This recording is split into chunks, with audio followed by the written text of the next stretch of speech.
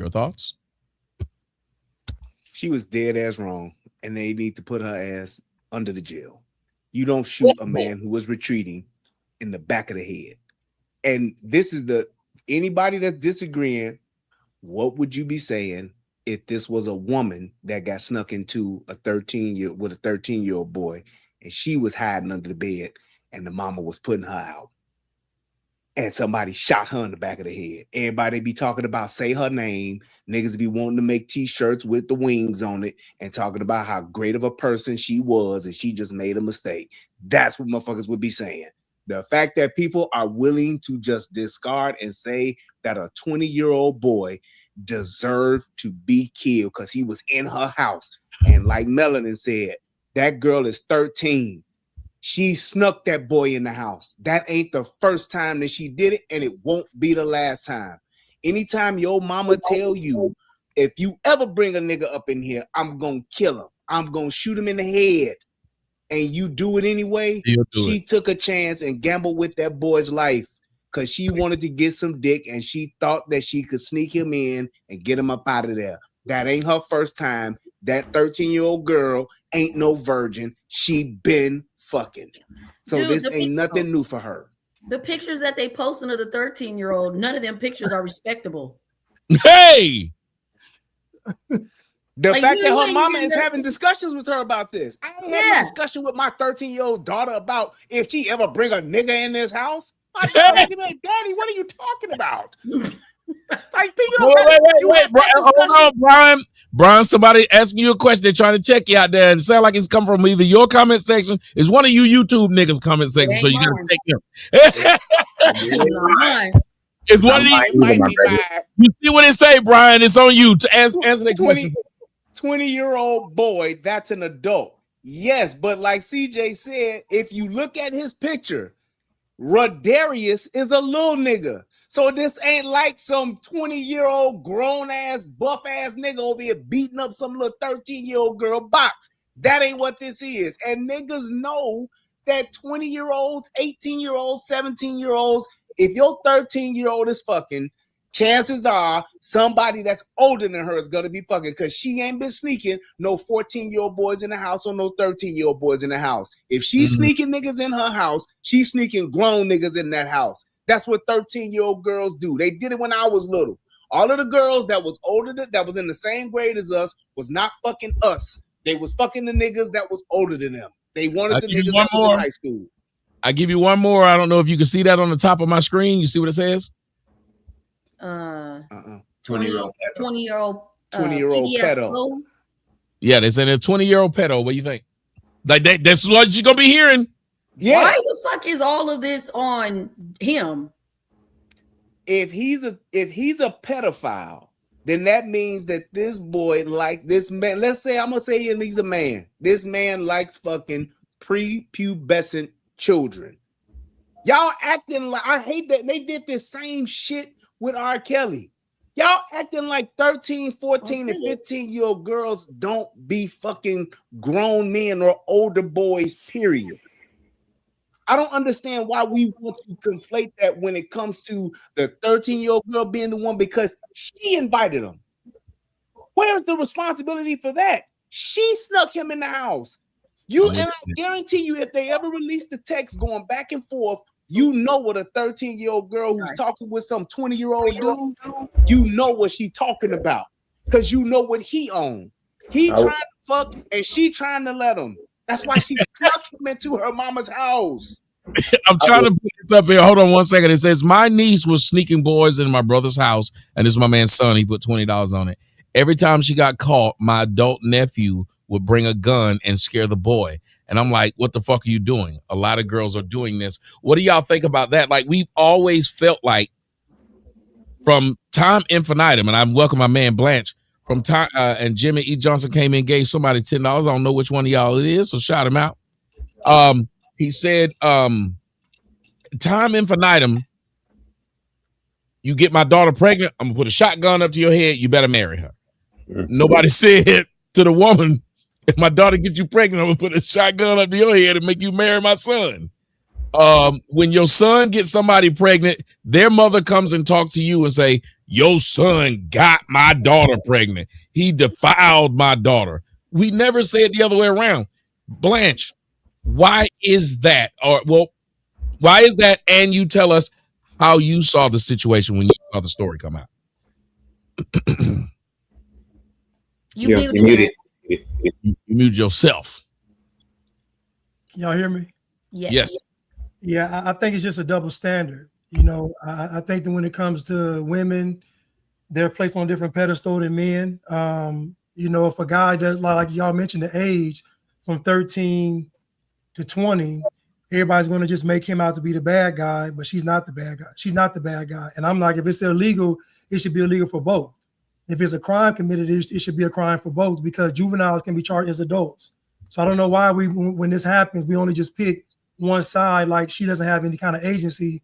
We all know that women do have agency. It's kind of like a double standard, though, because on one hand, they'll say that women mature faster than men. You know, women know all this stuff. They got intuition, all this stuff. And then on the other hand, when an older guy comes in the picture or a guy with some money, they can't control themselves. So I think it's just this double standard that we have in society. And I think Brian mentioned with the R. Kelly thing, I'm just like, these parents brought those kids to R. Kelly. Why aren't the parents in jail? Sparkle even said after she knew that he was, I guess, molesting young girls, she brought her niece to him. Nobody condemned Sparkle. Nobody said Sparkle was wrong for that. So it is a gross double standard. Tom, you did a video, didn't you? Or somebody did of a woman.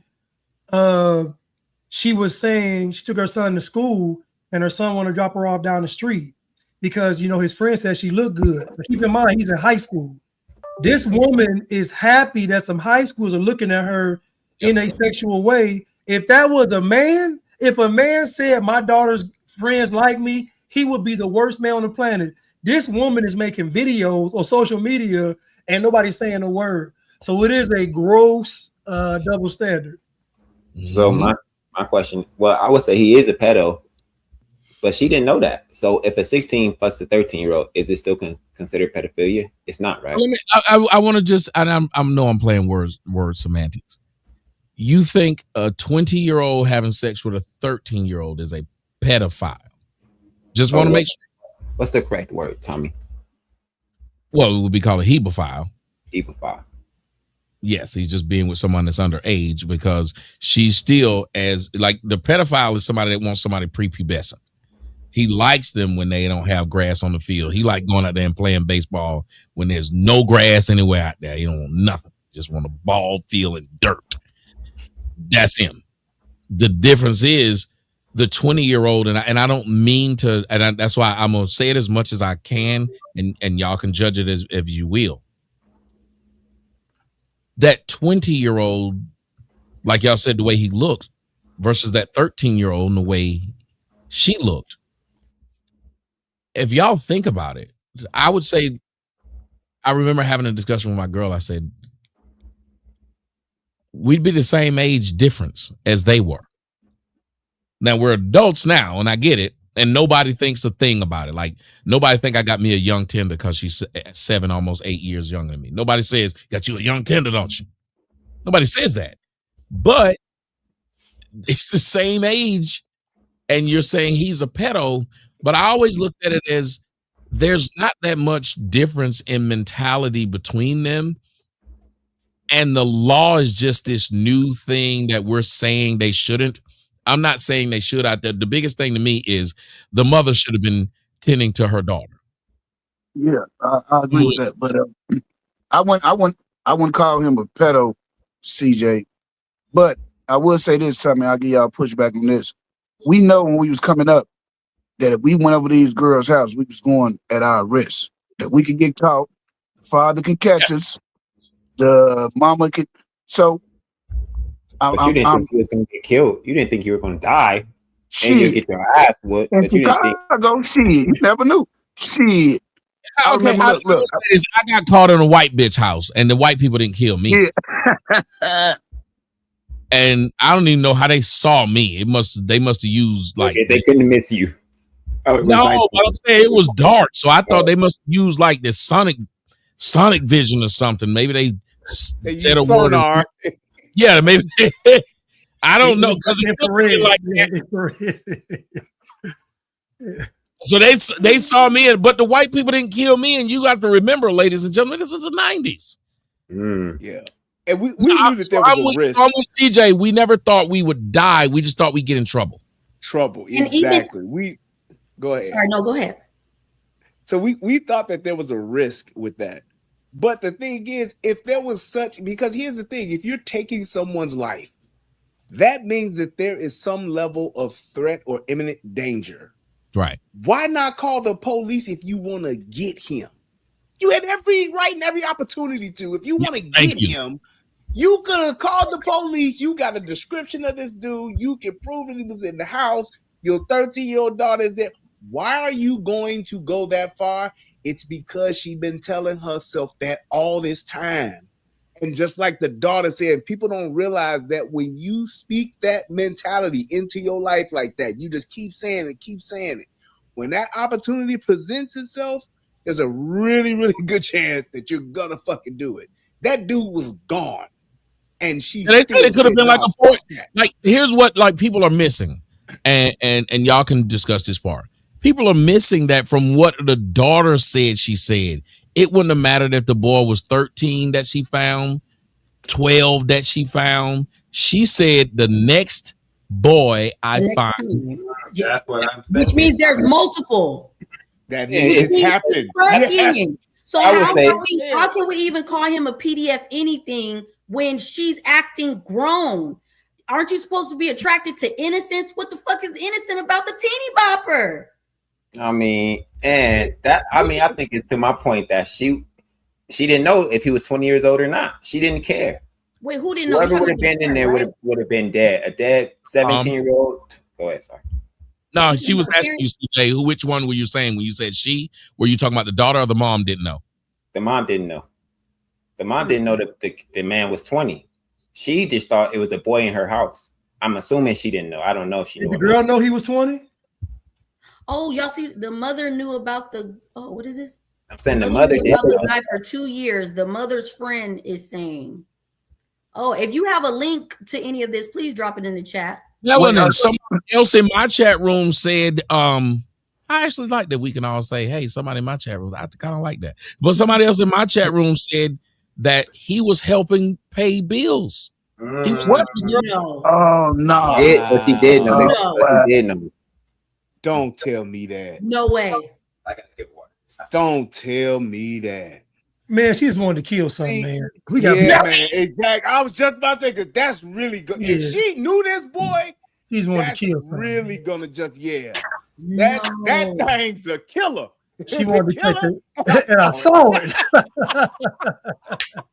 If she did that, and this is the thing too, Tommy. When you said that earlier today, when you were talking through, oh boy, the thing you said about if they really wanted to stop this, Brian couldn't stand it. If you really want to stop me either, Brian, you would make this a crime. Just crime. People act like juveniles don't go to jail. Like my wife is the probation officer for juveniles. Juveniles can't steal, and if they do, they go to jail. They call it baby jail, juvie, whatever you want to call it. If they murder, they go to jail. Why would it not make sense to say you have sex with an adult, you're going to jail? There is a crime. You get marked as whatever, call them, I don't know, a juvie file, whatever it is, you can't do it. And if you do it, you're going to go to jail and be on probation. So, Brian, you're a Jerry predator. You know, like a Jerry. I'm a geriatric. You out here chasing Jerry. So Brian, you'll lock up these kids that's having sex with the teachers. You'll lock them up. Yes. Locking up what? Say that again. I'm locking up the kids that what? Having sex with the teachers. Oh yeah, I'm locked in. I don't know about that, man. Wait. I'll challenge that one. I do believe in that position of authority. Right. So, but I don't even like that because it only works with women. There are women who are in position of authority and somehow they never use their authority to fuck men. Yeah. So that's what I'm saying. That's what I'm saying, Tommy. With them boys that's fucking these white women teachers, do they deserve to go to jail? Why you say white women? Yes, because they need to go. Yes, they need to go tell somebody. Plain and simple. Y'all little motherfuckers can get on them $1,000 phones and y'all can go live. Y'all can do all this shit with taking. Don't act like you can't tell on a motherfucker that's fucking with you. Because the little boy you can ruin their life. you ain't giving them exactly. That other boy or that other girl that's trying to fuck you know how to tell them no. Tell that grown motherfucker no. And if you don't, fine. But if you get caught, that's your ass. It's the same thing with any other crime. Why not make it that way? Because that would be the thing to do. These motherfuckers are leveraging this shit. They're children, glad I got my fellow pedos. But yes. I'm glad I got my fellow pedos. And it's like people try to make it seem like you standing up for pedo. You just are my fellow pedos. I hear it, Tommy. I hear you trying to say it. I hear you trying to say it. I'm like, no, listen, you know they're gonna say that word simply because, like, everybody I've said this to got mad and said, you're just a pedophile. I was like, wait a minute. If I'm saying both should go. No, I agree with y'all. I think both should go. And that'll set a precedent. Like, yeah. Yes. Yeah, go ahead, Brian. There you go. Just think it's the same, and you would have the same things in place like you would do with any other crime. So let's say, you know how in our community, the shit motherfuckers don't want to talk about, just like we got that special needs girl that don't nobody really motherfucker take responsibility for, but they all know when she turns 13, 14, somebody in the family or all the niggas on the block is fucking on her. Then all of a sudden she pops up with a baby. So do you send that one to jail? No. You do a mental test. You give that motherfucker over to a psychologist. You let them and test them to see if this person could withstand going through a trial. Do they have the mental capacity to do it? If they don't know, now you double wrong for the uncle or for the brother or the cousin who been fucking on this special needs girl just because she thick than a motherfucking gat ass and ain't gonna say shit because you done gave her a fucking Happy Meal to get some pussy. Wait a minute, Brian. This sounds real specific. Under the jail. Why is this sounding so specific? This is shit that I know of in my community that has happened. Motherfucker fucking on a little girl, on a young girl, and she got 2 kids, and the motherfucker that's with her, everybody know that this nigga ain't shit. He taking advantage of the girl, and the motherfucking girl is literally trying to mother and raise 2 kids. And ain't nobody saying shit. No, you're right. I talk about that all the time. This bitch slower than USPS. Go ahead, Melanie. You want to speak? You're on mute. You muted. I said I'm so done with you. But I was just going to say, when Brian was talking, did y'all see the story on Instagram where they put the mother in prison because the daughter had what Brian just said, Down syndrome or whatever she just said, and she had a baby by her brother, and they went to the house and they arrested. I think I put it in the back or something. I think I put it in the back chat or something. But they arrested the mom. Yeah, as they should. As they should. There was a black family. I just saw a video on it. It was black. They did. It was the mother, the father, and the brother all got arrested for sleeping with that girl because at first they thought the father got the girl pregnant when it was actually her brother. And they took all 3 of their dumbasses to jail. And they knew they was about to get caught. They're in the back of the police car talking about, I knew we should have just got on up out of here instead of coming back to the house like you said. No. What? Wow. I didn't think that they was going to come. I knew they would come. We could never came back here. We should have just went on like we was going to leave. And I'm like, y'all knew y'all was doing this stupid shit, bro. Ooh. Now I get that. Like, yeah, it was a girl in the hood that was cross-eyed and slow, and folks knew was fucking on her, and I thought that was wrong. You know what I'm saying? I thought that was wrong. I'm from the South Side. Oh, there it is. That's why he back said the yard. Back the yard. I said, yeah, this nigga gotta be from the city. CJ, let's have some entertainment. And I thought that was wrong. But guess what though, Tommy? She tried to shame me because I ain't want to give her no dick. I said, man, you cross-eyed and slow. What the fuck? Talking about you gay. You must be gay. I said, ain't this a bitch? I remember I'd always talk about it. No, I remember because I was sitting there thinking, I was like, why does nobody talk about this? I know when I was a kid. So when I started doing YouTube, I said, I sit up here and watch this girl, and I knew she was slow. My mama would call her slow. And I just knew, like, okay, she had 1 baby. Then she had 2. and she was with the babies, but she was never with a man. Like a man was not there. So she was by herself. It was the same thing. I asked the question about the gay guy. His name was Pootlam. And they said he's gay. His name was what? What? Pootlam. Pootlam's what Not a hoodlum, but a poodlum. Pootlam, that's what they call him, Pootlam. Anybody from my neighborhood will come in and tell you he ain't lying. This nigga was switching. Like he was switching everything. And I was always a curious kid. And I was like, okay, I kind of get it. Pootlam is different. He acts kind of like a woman. But nobody was ever with Pootlam. As I got older, I kept saying, wait a minute, how can he be gay by himself? People was fucking Pootlam, but they just never came out and said it. Same thing with the retard. People was fucking the retard. Nobody came out and said it. The only way you even knew they was fucking the retard was either A, if you was a part of the group, like, they would take the little retard back. Well, we had a place called the Woods. And when you was going to do some nasty shit when you was young, you just go up in the fucking woods. Y'all know what I'm talking about. I don't know what you're talking about, Tommy. I don't know what you're talking about. If you from the South, anybody from the South, tell them if I'm lying. We go up in the woods. We literally say we didn't have no woods, Tommy. I'm like, I'm from LA. Have a nigga named Pootlam. I'm from Yeah, I agree with you, Brian. We had no Putin, but no woods. Not in Chicago. I'm from the woods. Well, y'all from the city. You from the city too, though. You from Capitol Homes. You from the city too. Yeah, but we still had woods. Behind the project was woods. Yeah, especially back there, yo. Yeah, but like literally behind the project, we go right in the woods. Somebody else said, Alex said the same thing. They were right there. Brokefoot, I was like, I know not. Come on, yeah. Mac once said he grew up in Alabama. You know what I'm talking about? Yeah, you just go to the woods. And so that's how you would catch them sometimes. But in general, if the girl didn't have a baby, niggas would be lying and saying they didn't do it. This 12-year-old, excuse me, that was another thing that happened.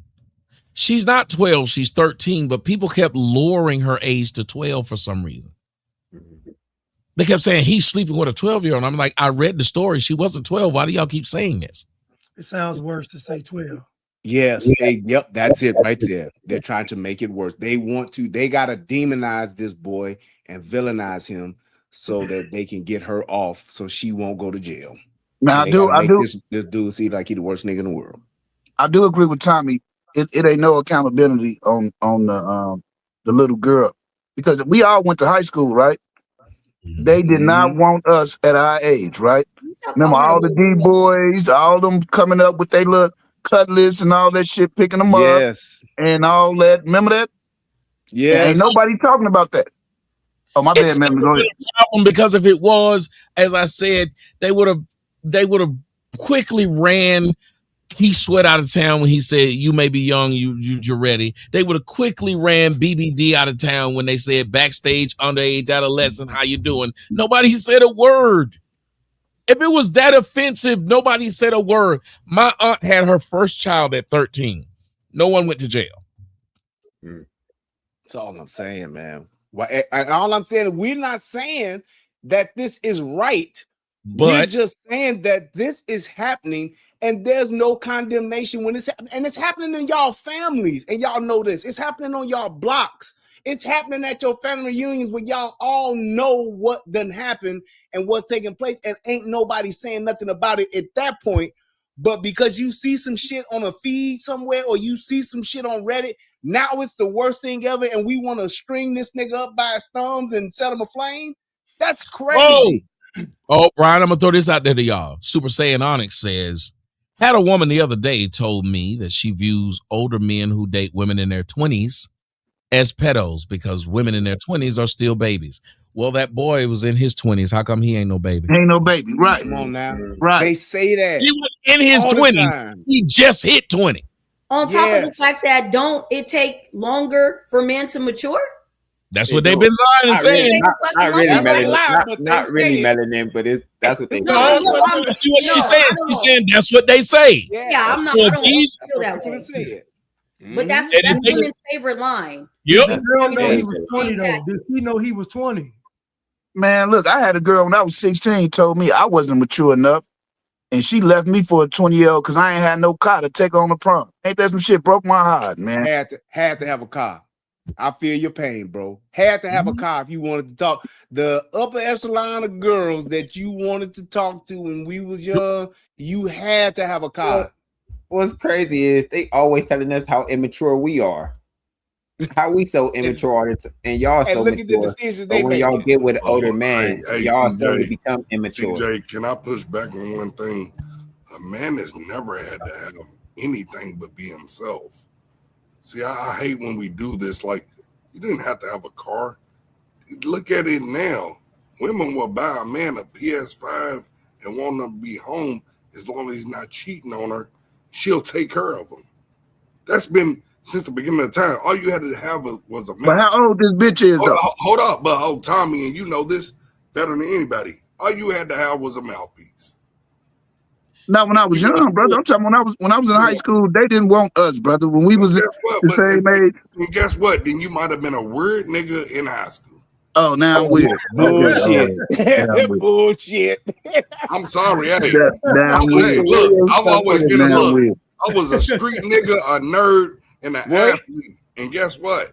I didn't have to have a car. Okay, but you was an athlete and a street nigga. And I was a nerd. Impossible. How are you all three, Mr. Williams? Hold up. You a nerd? Hold on. Okay, wait a minute. Hold on. Listen to me again. Hold on, Mr. Williams. Street nigga, a nerd, and an athlete. Mr. Williams, one moment. Remember when we all talk at the same time, the audience can't hear us. Go ahead. Okay, baby. Go ahead. But what I'm saying is that now, and CJ, he's been around me for years now, but he knows this to be true. No, I don't. No, I do not. Hold up. Don't tell me what I know to be true. Hey, I'm a part of what? This might be risky, right? Hold up. I'm a part of this might be risky. I've laid all my shit out, right? I've showed y'all different things. I've showed you all your shit. Anything you can. Hey, street nigga, nerd, and an athlete. No way you was all three, man. We don't believe this shit. Mr. Williams. Athletes, hold up. CJ, most athletes are not going to let you know that they're nerds. Wait a minute. I know you wasn't no nerd, brother. Hell, I write literature. I'm not going to say it. I'm not going to do it. Hold up. He said I'm not going to do that like that. Man, you got on a herringbone. You ain't no nerd. Hold up. But herringbone.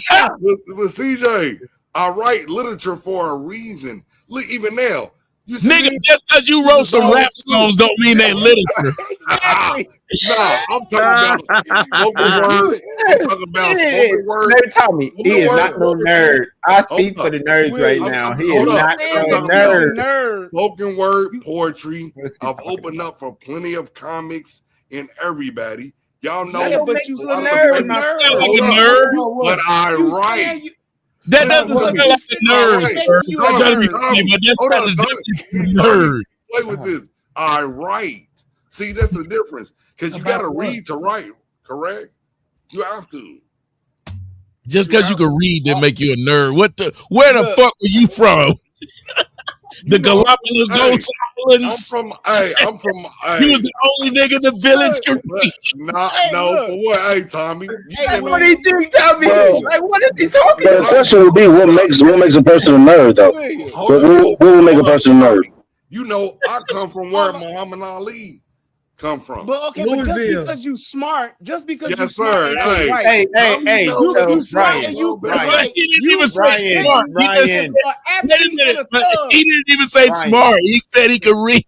Smart is hard for what he is, my brother.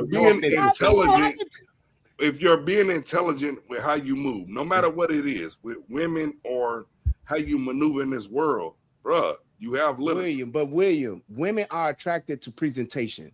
You can talk all that shit about you being a nerd and all that, but you present it as a thug and as an athlete. That's what you did. I can tell you sitting here right now, you ain't no nerd You talking about you're a nerd, but you're sitting there with a fucking herringbone on. Your name says Playboy, and you're sitting there talking about your mouthpiece. Nerds don't do that, nigga. You talking like, hey, go to Comic-Con. Say you got a mouthpiece. Go to Comic-Con. He ain't never been to Comic-Con today. He ain't never been to Comic-Con today in his life, Tommy. Hold up. Hey, CA, go to Comic-Con and look at how many of the nerdiest little dudes that are weird have some of the baddest little chicks. Go to Comic-Con. Look at how you're presenting right now. You're not even presenting as a nerd right now. You're presenting as a playboy. Exactly. So that's what we were saying before when Cino was talking. So you presenting you as a nerd and what? Does that mean? I'm saying different.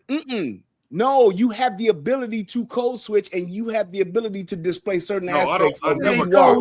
Everybody ain't. Thank you, Blanche. Thank you, Blanche. He's lying, man. I don't. Hold up. I don't code switch. Your put me in the middle, Melody. Your nerd is so low, bro. Look, your nerd is so low. You both have wedding bands on our hands, right? But I don't exactly. But ain't nobody believing you a nerd though. So that lets you know how well you presented as a nerd, as a child, as a young teenager, a young man, or whatever. You ain't no nerd. That's all we saying. You don't present that way. You can like nerdy shit. You can be into certain shit, but you're not a nerd, William. And I just met you. And let me say this to you, William. William, if you don't mind, hold on, William. Let me say something to you. If you don't mind, if you don't mind, William, let me say this to you. Okay. You said you don't code switch, but you also said that you are a nerd, an athlete, and a thug, I think. All three of them. Well, let me point something out to you. You can't be all three and not code switch. If you were fluent in Spanish, English, and French, you literally would be able to code switch when somebody was speaking in the other language. Because you know all of them. Tommy, so just say I can adapt to my environment. That's what it means. That's what code switching means. Yeah, but what I'm saying is, but the nigga called me weird because I got my heart broken. Why I have to be weird though, family? You called me weird because I got my heart broken at 16. Why I gotta be weird? No, I didn't call you weird. I did not call you. Yes, you did. Yes, you did, bro. Yes, you did. Yes, you did. But I wasn't. That was not intentional. It was just. That what nerds speak. A nerd would have never said weird. That. A nerd would have never said that. Ever. Right.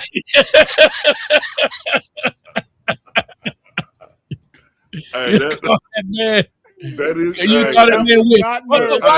Hold on. I will ask you this, William. I have to concede. William, I'll let you address him, but why don't you understand what he was saying? I do get what you said. Part of what but no, guess what? I had to concede. No. I'm saying the part of what he said when he said, well, we get it that there are dudes with no cars and things like that who get women. But those women, usually, let me say this, almost every girl who ended up with the guy who didn't have, he didn't present to her when he met her that he didn't have these things. She found out later he did it. I disagree, Tommy, because, a lot of men will actually tell women the truth. See, nowadays, they won't, but you don't have to have it anymore. You can go on social media. But even back in the day, they told the women, how many women have dealt with men that was in prison or in jail and writing them? They already knew they were locked up. Yeah, but they also told them, oh man, I was in jail. This shit wasn't, I didn't even do nothing, and I got a whole lot of money when I get out. Like they sold them this dream that this was what I was in jail for was accidental. Like I will tell you this. Most of the time when a man got a woman while he's in jail, it's because he had that woman before he went. You hear about these white people doing that, writing letters to niggas, but I don't know too many niggas that was just in jail and met a bitch in jail. Like, I don't know too many guys. That sounds like more of like a, what do you call it? A Hallmark story. I don't know too many men who, like, where were they meeting? In Cali. So they meet them. Well, how do they meet them? Somebody, they'll have a girlfriend. Cause my cousins, they had this something secret. Oh, no, go ahead, bro. Because I'm saying my cousins did the same thing. Like they wrote dudes in jail all the time. Like it happens constantly. Like a girl knows somebody, so and so locked up. She show them her picture. And you got to think, a dude in jail, locked up, or in prison, his game is going to be at 1,000. So the stuff he writing in that letter is going to be cold. It's going to be the coldest game you ever seen. So these guys, when they're in prison, they are writing not just love. That we're talking about a whole love novel and having somebody draw pictures. Does this happen a lot though? Listen, growing up, I saw it a lot. I ain't gonna lie to you. I ain't gonna lie to you, Tommy. I saw it a lot. Yeah, it happened a lot, Tommy. I agree with Black. They got websites dedicated to that shit where women go on websites where it's just niggas locked up. It happened a lot, Tommy. Make profiles and shit now. Tommy, it's been going on a lot more than you know. Apparently, when I was in jail, I should have been getting my pen game on. I was fucking up. The thing is, trying to get out. I should have been writing bitches. Women like men with nothing because it's easier to control men with nothing. But they like resources. They like resources too. So they in a dilemma. It's like, damn, I could control with the man with nothing easier than I can control the man with resources. But I want to spend resaces. So they stuck between the rock and the hard place. I told her, if you was fucking me, why was you fucking a nigga that was broke at the same time? But see, I said, you know his sperm is gonna be stronger than mine. Mine been at work. When I came inside of you, they was a little slow. They had been working a little bit. They probably took a nap. Woke up and this nigga's sperm came out the dick ready. But CJ, I got working sperm. CJ, Tommy, I'm gonna tell y'all something. Women, even on Facebook right now, guess what they begging for? They just want a man that they can buy him a PS5. He can be in a crib. Hold on. Wait a minute.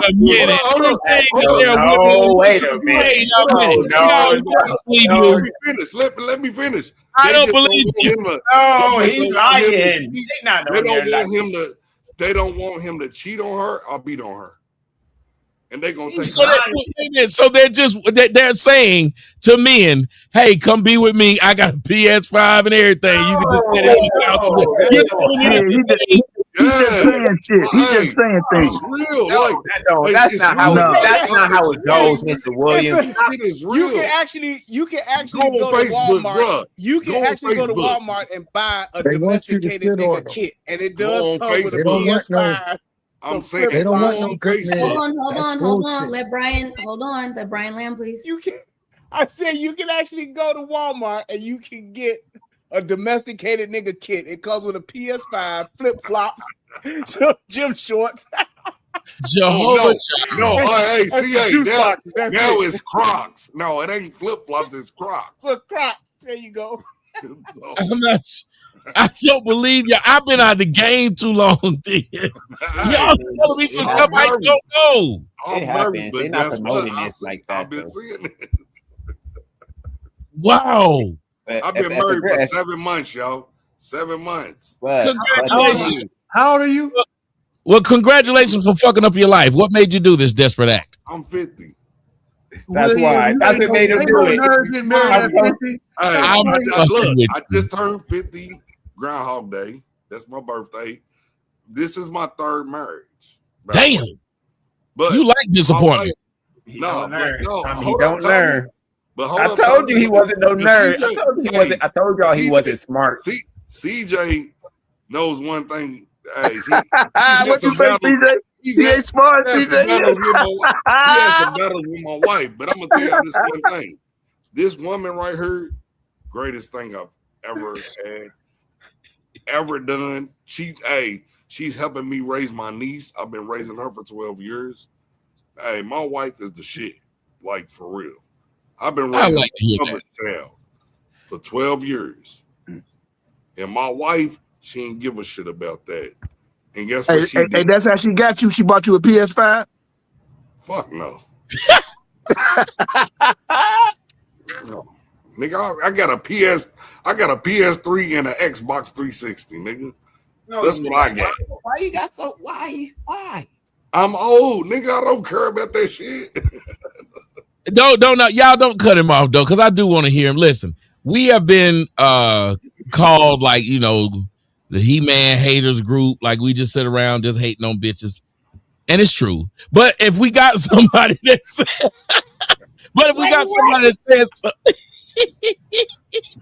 Tommy. Right now he says you're really nice about somebody, and I'm telling y'all, it does warm my heart. I love to hear when Brian talk about his situation. It really does, and it does warm my heart to let the brother talk. So I do want, and the way he was saying that, like he wanted to get that off his chest. So y'all let him get it off his chest because I want to hear about his woman.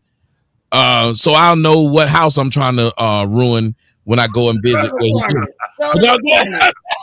Go to the corner.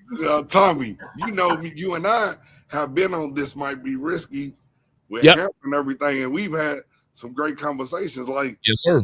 But this is some shit that we actually need to discuss. Like, there are some good women out because it's just not single mothers, it's single fathers too, and women actually gravitate to us and actually do give a damn when you're doing some shit. No, they do not. Like, hey, my wife. Tell us what makes her a good woman, though. That's the part I want to hear. I big this woman up. But Tommy, hold on, Tommy. The one thing with her, Tommy, I'm gonna tell you the truth. It's her heart, man. She's always been a giver. She's always started community and everything. Like, she was raised that way. She's from North Carolina, but we're here in Louisville, Kentucky, of course, and we have roots here as well. But no, my wife, hey. She is a community woman. She's a giver more than anything. Her love language is actually giving. Can I ask? I want to make sure I heard what you said. She's a giver and she served the community. Yes. Tommy. Wait a minute. I got a real question. She sound like a hoe. You sound like a hoe. Melvin, I knew he was going to do that. Melvin, I've been around Tommy for over 2 years, so I know how he is. Guess what? That's not what it is. I want him to do that anyway, because that means me and him are cool. That means he let me know he ain't just doing some malice shit. For let Blanche get in there and then CJ. So, but no, my wife. Hold on, Mr. Williams, just real quick. I think Blanche had a question or a statement. I just had one question. So when people ask you about your previous 2 wives, what'd you tell them? Because with this wife, you give her a lot of. Yeah, the first 2. Look, this is what I did. I was a young father for one. I was a high school father. Because I actually have 8 kids, right? But the first one in high school, and the last 2 was in marriage. Like, so at 7 kids in marriage with both my ex-wives. Can I say something? I wasn't married to the first child. He will talk our ear off if you let him. So you have to let him. They want to know. CJ, they want to know. It was a good question. No, my question was, what you're saying about your third wife, is it similar to what you said about your first 2 wives? When somebody asked you about, I was never in love. Man, this is the first time I've ever been in love with a woman besides my mom. Oh, wait, go ahead, Blanche. Because we hear Blanche. I had the same question, but what'd you say about it when they asked you about your first wife? What'd you say when they said, "How was your first wife?" What'd you say when y'all were married? What'd you say about it? Well, for one, don't stay with women for just your kids. No, that's not the question, Mr. Williams. Go ahead, CJ. We here, so I know him, and he would say the same thing. He said they were good women. They were all. No, I did not say that. See, even now, I was gonna say, ask him. Let him answer. Don't answer for him. You got him here. I don't like when people do that to me. What would you say about the 2 women you left before, that you left high and dry and ruined their life? They was assholes. When you were with them, what you say that same thing? They couldn't be led, and I was forcing myself because the one thing I wanted now, most men ain't never gonna say this. I've always wanted to be in love. I always wanted to be a family man because I seen that. I was born in wedlock. So I've always chased that, and I chose wrong. Nigga, you just called me weird for being in love. Get my heart broken. Maybe he is a nerd. Maybe he is a nerd. Maybe he is wrong. So hold up. Like I said, but I vetted wrong. I chose wrong. I was dealing with women that I was never in love with. I'm in love with my wife right now. Hold on, wait, let me ask you. So whoa. If you said you weren't in love with them, what made you marry them? What made you get with them? Because what I seen how I grew up with my parents until that shit got broken. So tell me, what was it like? What was it you saw? Give me, I want an idea, because you're saying some good things, but expanding on it and expounding on it could help some other people. So what did you see in them that allowed them to even get you across the threshold? Because at one point in time, my parents was actually in love, like very in love. Yeah, but what did you see in them though? Yes, that's what I seen. I seen them show affection. They was a no, not your parents though. The two women. Oh, the two women. It was just. Yeah, what did you see in them that made? Because you said they were assholes, but something had to get you. Was fine as hell, Tommy. They was just fine as hell. Okay, so you were in your carnal stage. Yes, they were just pretty as hell and everything. They didn't, for one, we didn't match intellectually. Even though, guess what? This is gonna fuck y'all up. They had both parents, but they were. Let me ask you this: do you read the Bible? Yes. The Christian Bible. Yes, I go to church every Sunday. And somewhere in that Bible, it told you that hell was a nice place. No. Well, then why did you say she was fine as hell then? Because the one thing I wanted to be in love. I've always been. I was one of those kids. God. Guess what? I was one of those kids because my mom, very pretty and all of that shit. I wanted a pretty wife. My father and my mother, when they were together, that's what I wanted. I wanted that. And that's why now you settle for a woman that wasn't pretty. Oh no, my wife's beautiful. What the fuck you talking about? Can I say this, Tommy? Don't play with me. Hey, Tommy. No, I'm asking because you were saying at first you were going after looks. This is the one thing I'm gonna tell you was right now my wife is very beautiful. She's thick as hell because she'll stop traffic, but I actually like her and I'm in love with her. Can I say this? She's a hell of a woman because for one, she is a giver. She actually cares about people. That's what I love about her. Heart is the motherfucking biggest heart I've ever met in my life. Oh my God. So wait a minute, man. All right, Mr. Williams, let me say this, Mr. Williams. Hey, you don't have to like the fucking answer, bro. But that's what it is. Can I say this, Mr. Williams? So me and Mr. Williams, goofy shit anyway. I'm not gonna say nothing. I'm not gonna say nothing goofy. I'm not gonna say nothing. Hold on, CJ. You tried it on live. Hold on, but CJ, you tried it on the live stream with her, and she got you together. Okay. So me and Mr. Williams had a court case, right? And I was one of the lawyers. Yes. And he was convicted of being he was convicted of being a simp, Tommy. So he with all the things he's saying is pretty much irrelevant, moot, and it should be dismissed. But he's already proven that he is a simp. On good behavior early. He had to change his name. Hold on, let me finish. He had to change his name from Mr. Williams, Mr. Playboy Williams, to Mr. Simp Williams for about 2 months, Tommy. So everything he's saying is invalid. Actually was supposed to be longer. Now, tell the truth. Now, this might be risky. You don't gotta keep doing the jury. You better shout out Hemp, nigga. I love my nigga Hemp. So, but guess what? We did some trials, and it was a good idea. And guess what? We did get good ratings and everything. And Tommy, you know one thing, Hemp always loved the shit out of you, and I know you love him. But no, we did a series of just court cases. Everybody is a lawyer, a judge. We all had to dress up and everything. So CJ decided they wanted to call me a simp when I wasn't hollering at any women. Thank them, Tommy. Hold on. When you're a simp, you're trying to get in somebody else's pants, correct? No. That's what men do. When men are on YouTube, usually they simping to what? Cater to women, holler at women, and everything, right? Did I do that? Yeah. Yes. No. Did I holler at any women? You didn't holler at them, but you catered to them. No. Because guess what? You always got that cape on. Y'all was upset with me because I got on the niggas because my brother, because I'm raising his child. And y'all didn't like that.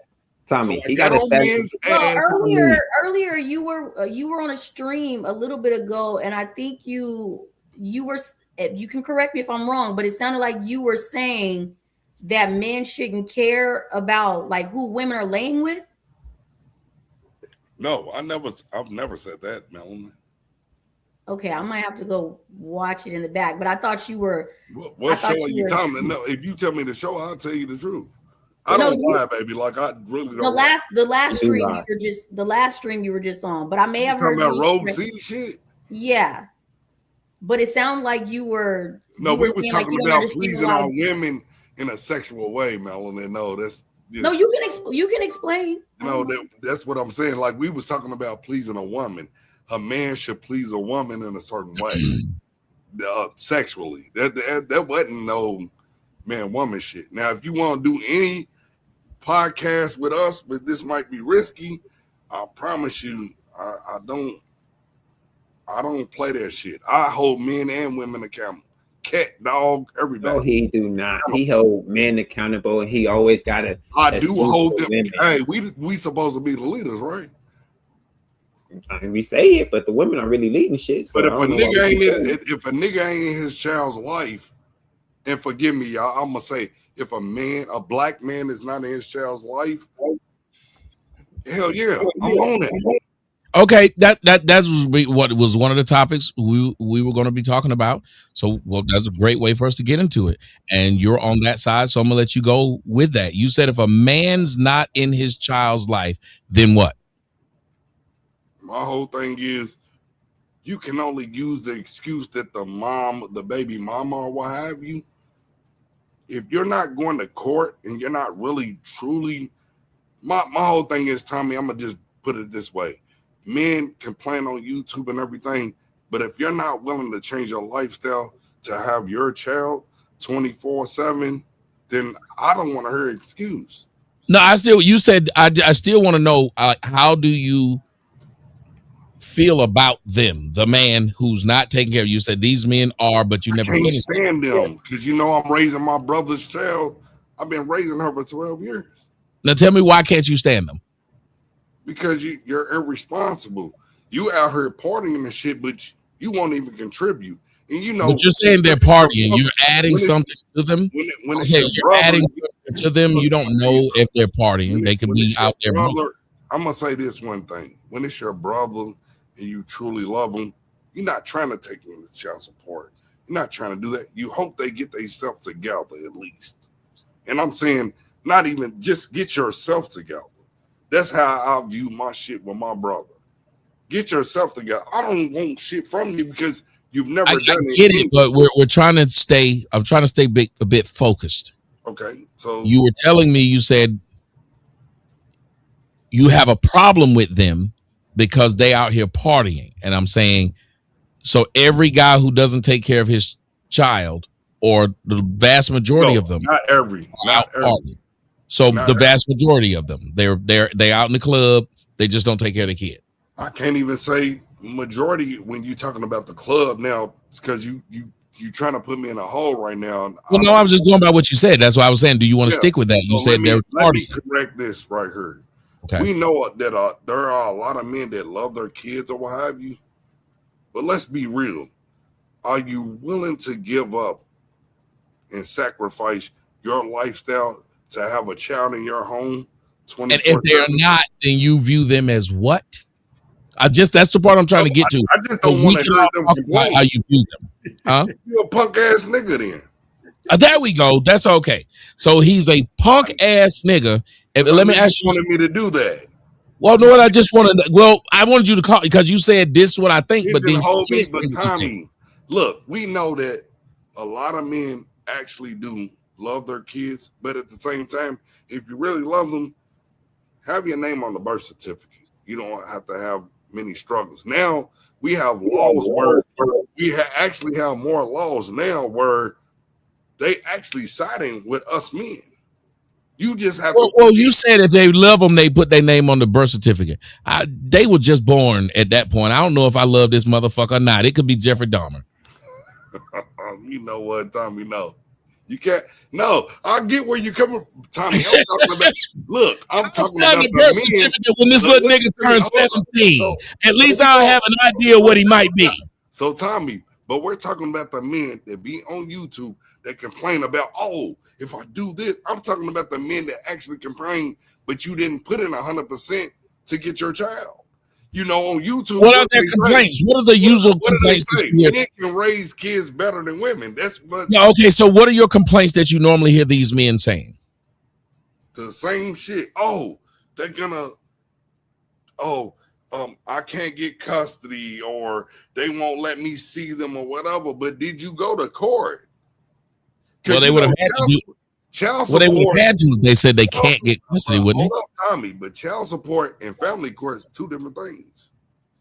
I hear you, but you're saying if the first one was arguing, I can't get custody, wouldn't that mean they went to court? Or are you saying I can't get custody and they never went to court? Niggas that are complaining on YouTube right now haven't even stepped in there. Okay, so when you say this, let me ask you this question about you personally. Do you believe in abortion? No. Do you believe in adoption? Yes. What do you think about the mothers who give their kids up for adoption? I think it's a great thing if they can go to it. Now, I think it's a great thing. If I told you, didn't I tell you, Tommy? I'm raising somebody. Hold up. Go ahead, Blanche. What was I wrong? I'm raising somebody else's child. But if it was Listen, you just condemned the men for not being in their children's life, but you praised the woman for giving her child up. I never praised. If a woman, you gotta let him finish. Hold on, and then you can rebuttal. Don't lie on me though. Don't you say I didn't say that. Yes, you did. You just said it was a good thing. You said it was a good thing if she get a child for adoption. It was a great thing. Oh, great thing. He said great. If she can't afford the kid and she understands she's not a parent, yeah, she should put it in foster care. What? Okay. So what?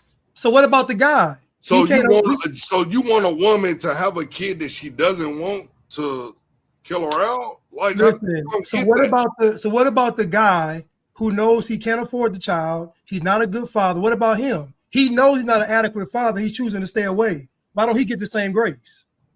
He does if he says it, but you can't act like you want to mess with the woman when it's about the child, when you just want her. You know how many men deal with women and they get upset because she don't want to fuck with him no more. He don't want to be a father. That's true too. See, y'all doing this bullshit. No, you're doing this bullshit right now because two things can be true at the same time. You trying to gut juggle an EBT card? That's a great drink. I can't, bro. Look, what I say. My niece has two parents, but I'm the only one that's been doing everything. And guess what I didn't do? See, I can't go to food stamps. I can't do that shit. But me and my wife, we got her. And guess what? That's my little brother. I give him grace, but he's still a piece of shit. And to be honest with y'all, she's the baby out of his 5 kids. Is your brother a good father? No, nigga, I just said it. No. Okay, hold on. Time out. 3 baby mamas, 5 kids. Okay, so if your brother isn't a good father, isn't the logical thing to do is to let him be raised by the good brother that is? Wait a minute. Well, she's gonna be raised by me. She's been raised. I've been raising her for 12. So hold up. So did he do the right thing? But does he didn't do shit. CPS did it. Hold on, time out. Did he do the right thing? Yes or no? He did. I know you're not this slow, bro. Like, listen. Look, listen. I'm gonna tell you what I've been through, and guess what? Y'all can challenge it. You can feel the way the fuck you want to feel, but guess what I did? I stopped my life because for one, it was 2. It's 2 youngest, but my baby girl, I've been raising her for 12 years. She was 2 years old. She's 14 now, going to high school. My brother, guess what? He chose a different lifestyle. He wanted to be an asshole. He's still running the streets even now. That's what he shows. Guess what I did? I want to make sure this little girl becomes something. But William, just hear me out, William. In 12 years, hear you out on what? Listen, hear me out. In 12 years, he could have contested your custody of his daughter. He can't do it. We've been to court, brother. Guess what? I'm the only one. Guess what? I didn't have to do. I didn't have to adopt her because I'm her paternal uncle. So I didn't have to go to foster care at all. I'm her paternal uncle. It's blood. So does your brother want you to raise her? Yes or no? Now he doesn't. No, he's upset. He's butthurt. Just real quick, because we have to recognize the money. Tommy just got a $20 Rumble rant from Son 2380. Thank you. And the question is, so your brother is a piece of shit, but the mother of your niece isn't. Simp. Oh no, she is. She's a piece of. Oh no, they both a piece of. Oh no. Nah. We also have a $5 from Army Vet 43. Thank you.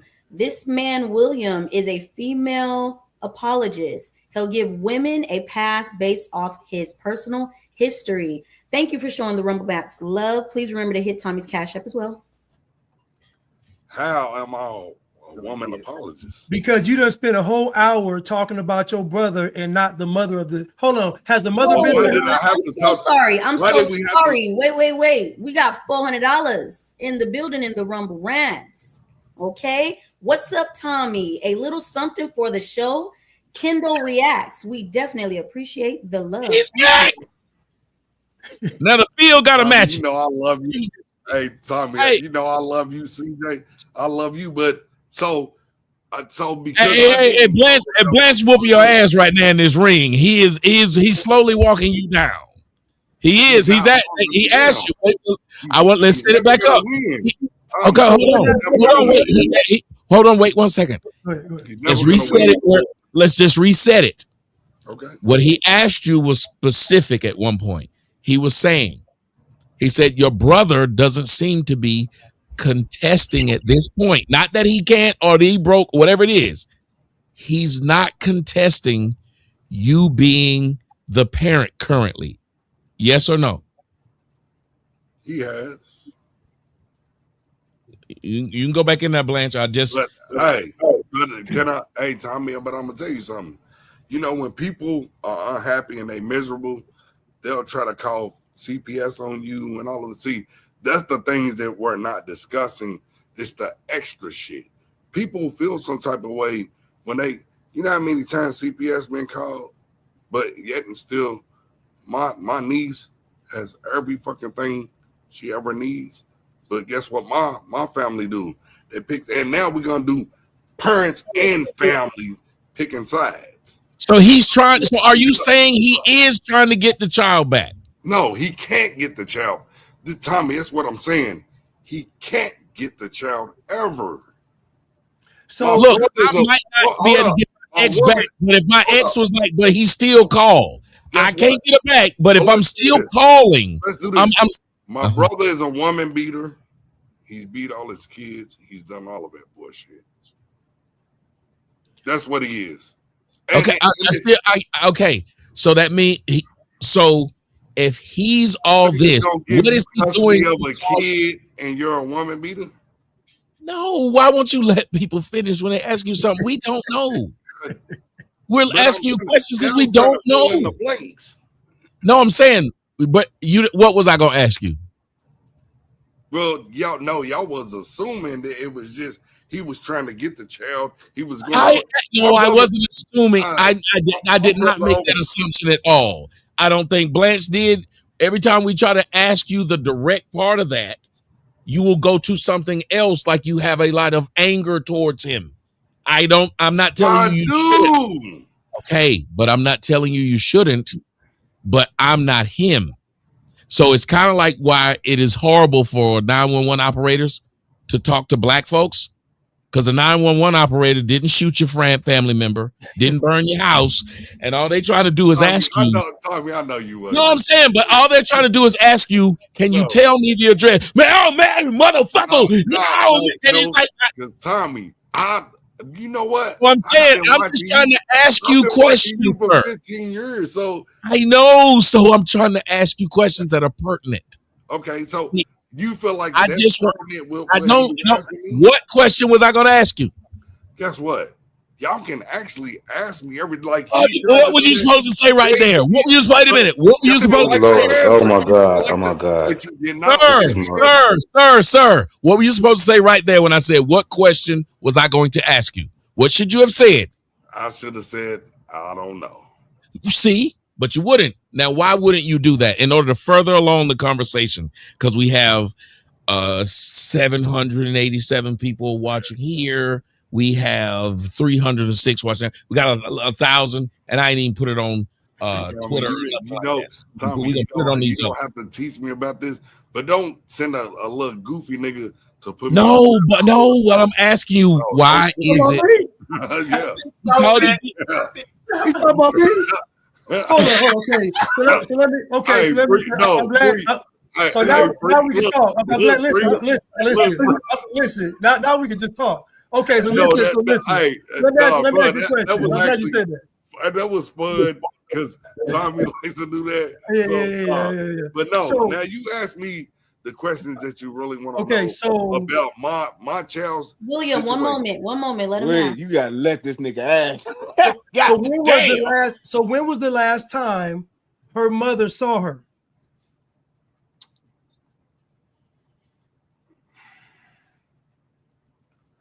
Okay, Jeopardy theme music. Saw her. Hold up. See, my niece is a different case because she got shot by her brother. And but he asked a direct question of when, which would be a timeline. So let me tell you, because this is very deep, by the way. This was on ABC World News and everything. Her brother actually shot her in the fucking head in my car. The last time she seen her was we had to do a court thing in 2020, I do believe. That's the last time. The last time she got in contact was this past year. They snuck and did that. And that fucked with my baby. So she hadn't seen her mom besides the pictures and everything. Because I don't believe in, I let her have pictures and stuff. So 2019, she got shot. 2020, we was trying to work out the things through the court. It didn't work out well. My brother and the mom fell with what the fuck they were supposed to do. And then this past year, this year, they were sneaking and getting in touch with her. And now the law's involved. So when she got shot, was she in your care or the mama care? She was in my care. Because I had a brother. Blanche, did he answer your question? Of course not. He's scrambling like Mike Vick. Now he answer the question. So wait a minute. What are you saying? Like I just told physically seeing her is different from them sneaking and talking to her this past year in January. Okay, so just understand something. This past hour, you've had all the smoke for your brother, but this child has a mother. This child's mother saw her after she got shot and then snuck to saw her some other time. I'm just saying it would seem like to me you would have equal smoke, because think about how bad she got to be as a mother. Think about how bad she got to be as a mother for CPS to bypass the mother and go to you. But hey, I do. But guess what? The one thing I do give her leeway on was the fact that when the kids got taken away from her, she said their uncle could raise them. It wasn't her family. It wasn't my family. It was me. I give her just a bit. So why you don't give your brother? Why you don't give your brother leeway? Because my brother is very volatile. He has 5 kids. He's a woman beater. So why you get this bitch leeway? Hold up. Y'all want to know the truth? My brother, look, my mama has brain cancer. My brother been beating on my mama. No, I'm talking about in this year. even 2 months ago. So you want to know respect? My mother has brain cancer. I'm raising a granddaughter, and my brother has been beating on my mother. William, and hold up. I don't give respect to neither one. I don't give a fuck about neither one of them. Let's just be honest. That's my mother's son, and that's her daughter. But no, she's my daughter. She's my child. 12 years in. So let's not play this fucking game. See, and I don't mind doing this shit online, but my brother has been beating on my mama. And the only thing that's saving him is YouTube and that little girl that's upstairs right now. So y'all want to play this shit out, and y'all can fact check. I know y'all gonna go on you gay.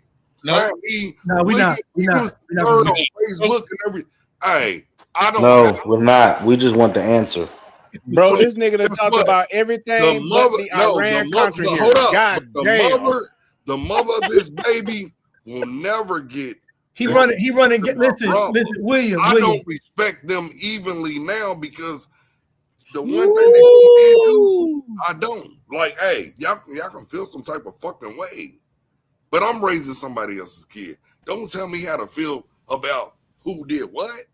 I don't. Nobody told you how to feel. But William, both parents failed though. They did, and guess what? She got an uncle. And now my wife, guess what? Has took on that responsibility. You know how rare it is for a woman to actually deal with a man? No, I'm saying being William. I want you to read. Can you put that back up there, Melanin, the last thing you put on the screen? No, William, I want you to read what that person put on the screen. Do you see this? This is exhausting playing with mental gymnastics. Hey. Hold on, please hold on, let me say something. That means you slow. No, bro. You have a bunch of people who are saying to you simply, we're asking very direct questions. The answer that's coming out of your mouth ain't about that. The person says, what would you like on your pizza? That I can't, Tommy. I'm trying Okay, listen. Even now, you're not listening. As soon as I said that, you start talking again. I'm sorry. If you called me and I said, sir, what do you want on your pizza? It should not start off with, man, I've been loving Pizza Hut for a long time, man. My favorite, I love thick crust pizza, man. When I was young, motherfucker, you don't understand. Because me and Hamp used to eat pizza long time ago. Like you've been doing that since you came here. You will get very direct questions. You will not answer them. Y'all don't like the answer. So y'all don't like the answers. It's not about liking. I don't understand. Okay, bro. Hold on, sir. If you ask me where was my house, if you were on the street and said which house is yours, and if I got through telling you where my house was and you still didn't know, do you think that would be a productive conversation if whatever I said to you, you still don't know where my house at? But you're slow on that point. We know that. Come on now, Tommy. We know that. What the fuck? If you cared about the conversation happening right now, you would respect the fact that people are telling you they're lost. They're lost. If you call everybody slow, just everybody up here is slow. No, I'm not saying that. So why won't you help us out then? That's all I'm asking. But damn, Melanin. Help me. Melanin. This is why nobody believes your ass is a nerd. You can't refer exactly to me why. No. Hold up. I've been watching you for a while, Melanin. So you tell me. You had a track hoe, a drag line. You still had dug your ass out of the hole you're in. What did you ask? Tell me what you didn't understand about me raising my niece, and how can I clarify? Okay, he's not talking about me. He's talking about the audience. Okay, so now I want you to clarify with you and I with the audience. Okay, you're not answering any of the direct questions being asked to you. You head into a monologue or whatever. I mean, you're doing it right now. You asked me the question. I was on the side, so you asked for trying to do it in a rabbit. Okay, so but you're doing it right now. You know what? Coming back up, Tommy. Come back up. Okay. Wait. Hold on. He need help again. Let's try this. He's switching people out. Okay, fine. Let's just. No, I don't want to be up there. Okay, good. All right, so let me say something. Let me say something. So here's the thing. William, I think a more direct answer would have been this: you don't like your brother because you have more dealings with your brother than you have with the woman. That would have been a more direct question. I mean, direct answer instead of just beating around the bush. You grew up with your brother, so you have a much more connection with your brother than you would with that woman. I would think that you would say that. Am I right about that one? Y'all don't like yes and no's though. Y'all say yes and no. No, bro. But do you realize that you give an origin backstory to every question? That's what he's trying to tell you. It's like, so somebody asks you, like, hey man, guess what? Like I don't want to be fake on YouTube, bro. But wait a minute, was that a direct answer? It's not about being fake. It's just answering the question. And it seems like you're trying to figure out where somebody is going. No. So you're trying to give a lot of this is what I'm telling you what the experience is.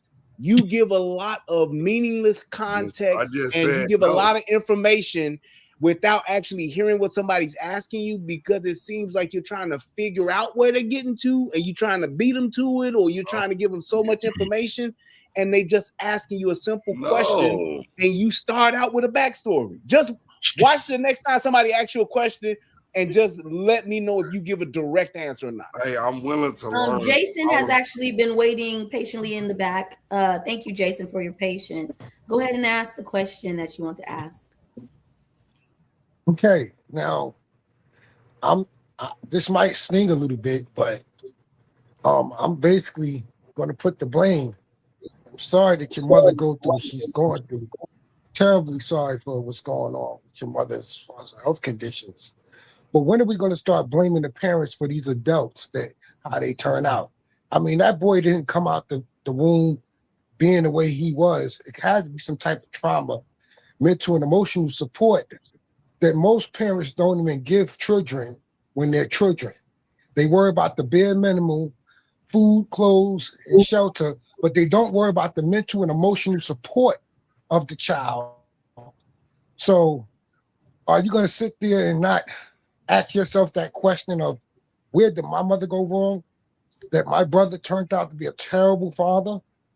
I mean, some onus got to go on the parent. I mean, if I'm wrong, let me know. No, you're not wrong at all. Like, when I first got my brother's kids, now, mind y'all, this was in 2014, right? My nephew and everything, he had his father in his life, which is my brother, and he asked me to get them when CPS came, and I was doing me. Like, hey, my son, he's graduating from high school and everything, one of my kids, and it fell in my lap. So guess what I did? I didn't deny Man, God damn, would you address what the brother said? Would you address, please? God damn. Well, come on, man. What y'all want me to God say? damn. Look, direct. We want answers, Mr. Williams. We want answers. So we don't want you playing this game, I'm man. trying to I tell told you you. that. Guess I what? told you. Hey, give him a break. He was an oversexed nerd in high school. Right. I took the TJ was kids. right. You were took the kids. Right. That's what it was. That CPS came to me. My brother came to me and was like, "Hey, we can't do this shit. This is what the fuck I did. Is he answering the question? What the fuck y'all want? Like, damn." He might, you know what, y'all? He might actually be a nerd, because almost every answer to every question y'all ask him is, our whole universe was in a hot dead stage within 14 billion years ago. No, it's just the fact. Look, CPS called me. He don't get jokes either, Tommy. He don't get jokes. My kids. The earth began to cool, the other trolls began to Jew, Neanderthals developed tools and built a wall. So, Tommy, math, science, history about rattling the mystery. It all started with the Big Bang. CPS asked me to get the kids. My brother called me, and I said yes. Is that good enough? Talk through your No, we need a Gilbert and Sullivan now. Go ahead, y'all put one on. Even when I said I got the kids, y'all still push this shit. It's bullshit. It's kind of lame. Because hey, you know what, brother? Yes. You want to blame? Look. Yes. I said yes. Then y'all were like, well, what happened? No, you did not say yes. What happened? He asked you. The fuck I did. No, you didn't. Man, no, you didn't. Stop being weird. I said brother, we trying to get hold on. Let me speak. I've been quiet. Let me speak. Okay. Mr. Williams, he asked you, is your mama to blame for your brother being a piece of shit? You gave us a whole soliloquy about some other shit. We don't want to hear that shit. Just say yes. I said? No. My brother made a choice to be a piece of shit. So then he asked you, he said, at what point do the parents be to blame? Do you agree with that? Hey, if you get taught everything, so how could you blame your brother, but you won't blame your mama for your brother being a piece of shit? Hold up, excuse you. Hold up. You asked me a question. Now I'm gonna tell you. Let's see if he can give us one. If our parents raised us correctly and everything, we make our poor decisions. That's not on our parents. That's on us. Oh, that's very nice and concise. Anybody else got something to say to him? All right, let me tell you something. Napoleon, you haven't spoken. Did you have anything you wanted to say or add? Oh, that guy that was cussing a lot in the background, that was me. Calling him a nerd and all this stuff, saying he wasn't, saying he can't dig his ass a hole, can't answer a damn question. That was me. So, yeah, I've been running my mouth. Okay, lovely. I mean, I could ask him a question and see, Playboy, what is 2 plus 2? You gonna do this? Nope, you can't answer that one either. Okay. Oh my God, I did not sign up for this shit. It's 4, but look, it's 4, but okay. So then, what you gonna do? 5 plus 5 is 10, and 10. You could have just said you could have stopped at 4. You could have stopped at 4. Hold up, you could have stopped at 4. What is 100,000 times? You know, I'm sorry. I really wasn't trying to get him to just really do that. Hey, wait. He can't. Hold on. Now, wait 1 second. Y'all wait 1 second. Hey, Tommy, that was. Hold on. When Tommy is speaking, be respectful. By the token said his new nickname is William Filibuster Williams. Oh, I don't mind that at all. William Filibuster Williams. No, but let me tell you something. No, William, I do want to do this, though. I do want to try to get it to some semblance of coming back, because that was a really good question the person was asking. They were asking, even when it comes to your brother, do you have any understanding of why your brother chose to be, quote unquote, a piece of shit? Do you don't think nothing bad happened? You think his childhood was perfect? Because I heard you talk about your mother, but I didn't hear much about your father. No, well, for one, nobody's childhood is perfect, by the way. But our father was the more stable parent. I was just saying I didn't hear you say anything about him. Did y'all lose him earlier? No, my father passed away in 2020 from COVID. Okay, so he made it all the way to 2020. Y'all were grown then. So then you had y'all had your mother and your father. Do you have any idea of when he took the wrong road? No, my brother he loved the street shit from our family. He loved the street shit.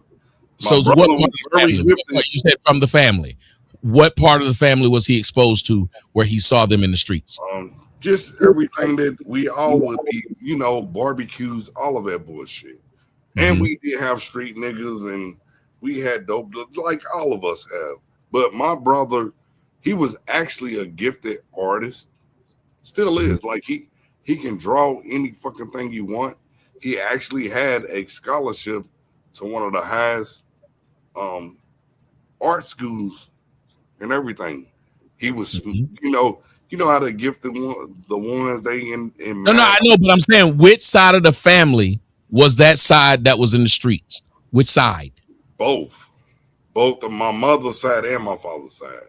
So if he turns out that way, because there's a whole bunch of people in your family that way, is he really that bad of a person? If y'all already had other people who were bad like him floating around, to the fact that kids got a chance to see them at barbecues, at family reunions, y'all let them around the kid. Well, this is the one thing too, Tommy. The fact that we had an active father, even though he worked a lot, he did everything, but he made sure that me and my brothers, we all was straight. No, I hear you, but if I'm asking you, if I had my daughter around my child molesting family members, would it matter that I get a whole bunch of money? No, I'm asking, would it matter if I had a whole bunch of money and that I worked hard? It would matter. Like, no, let them hang around her. We're not doing that. My brother did one thing, just like I fell into the cracks, because Tommy, I did become a teenage father. You fell into crack. Yeah, I know. I just was doing some bullshit. I know what I did some bullshit because I knew when my parents was. So you're not that much different than him. Oh, yes, I am. Well, explain, because you said you became a teenage parent too. I did. Now, my brother, he made and created several kids. He just didn't take care of them. He wanted to be in the streets and blame everybody and you're gifted and everything. But no, I did one thing. I listened to my fucking father after the mistakes I made, because we hard-headed as men sometimes. We are hard-headed. Yes, but what I'm saying, what the point you won't answer is, if it was already people in the family who were like this and he was exposed to them at a young age, he could have went the good way or the bad way. If your family already got it, it's a toss-up, isn't it? He liked that. He was around both. He was around all of it. He chose the bad. Yes, and if you give somebody a choice, listen to what you said. Look, my brother wanted to be a gangbanger, and guess what he chose, Tommy? He wanted to be a gangbanger. I hear what you said. Chose. What does when you say someone chose something? What does that mean? They had options. He chose this, and he didn't give a fuck about whether it was like even what I just asked you right there. I said chose means that they had options, correct? Yes, and we know that he. So what I'm saying to you is, then, don't you think that parents gotta hold some responsibility for exposing them? No, I'm gonna tell you what. We did a show even earlier today. Guess what, Tommy? As you become grown and everything, you can get taught everything. You're still gonna make your own decisions. My brother chose one thing. He didn't give a fuck. He cares about himself more than anything else. More than his kids. Hey, brother, you said, hold up. Because y'all asked me this shit, but what I'm saying is what the fuck I've been dealing with for 12 years. My brother has always, what his oldest kids are 22 right now. And guess what? One of them is the top volleyball motherfucking player in the fucking nation right now, in college. And I would never divulge her name. Real quick, Mr. My brother has out of all 5 of his kids, and they twins. Hey, I got a question after you, man. Hold on. We have to respect the money in the Rumble Rants. Beats for Days. Thank you for the $5. Tommy is the only one that is supposed to be drunk on the panel.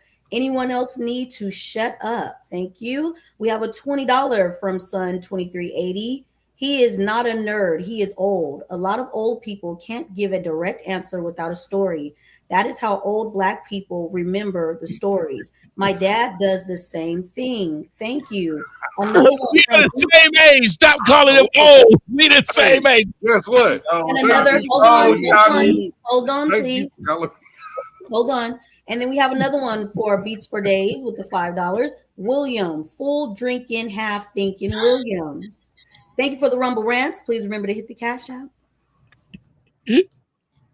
Well, go ahead, bro. Listen, what we were just I was trying to ask you direct questions because I'm trying to get to a point, because you have to remember, not even trying to be funny.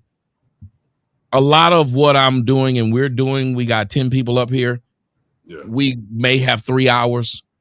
We're trying to be a little more concise with the answer so everybody can jump in, if that makes sense. So just for just for time's sake. So that's why when you go back and relive it, but it sounds like you're really upset with your brother. Can you tell me where what's the big bone of contention you have with him? What is the thing that makes you most disappointed in your brother? He was actually raised to be great men.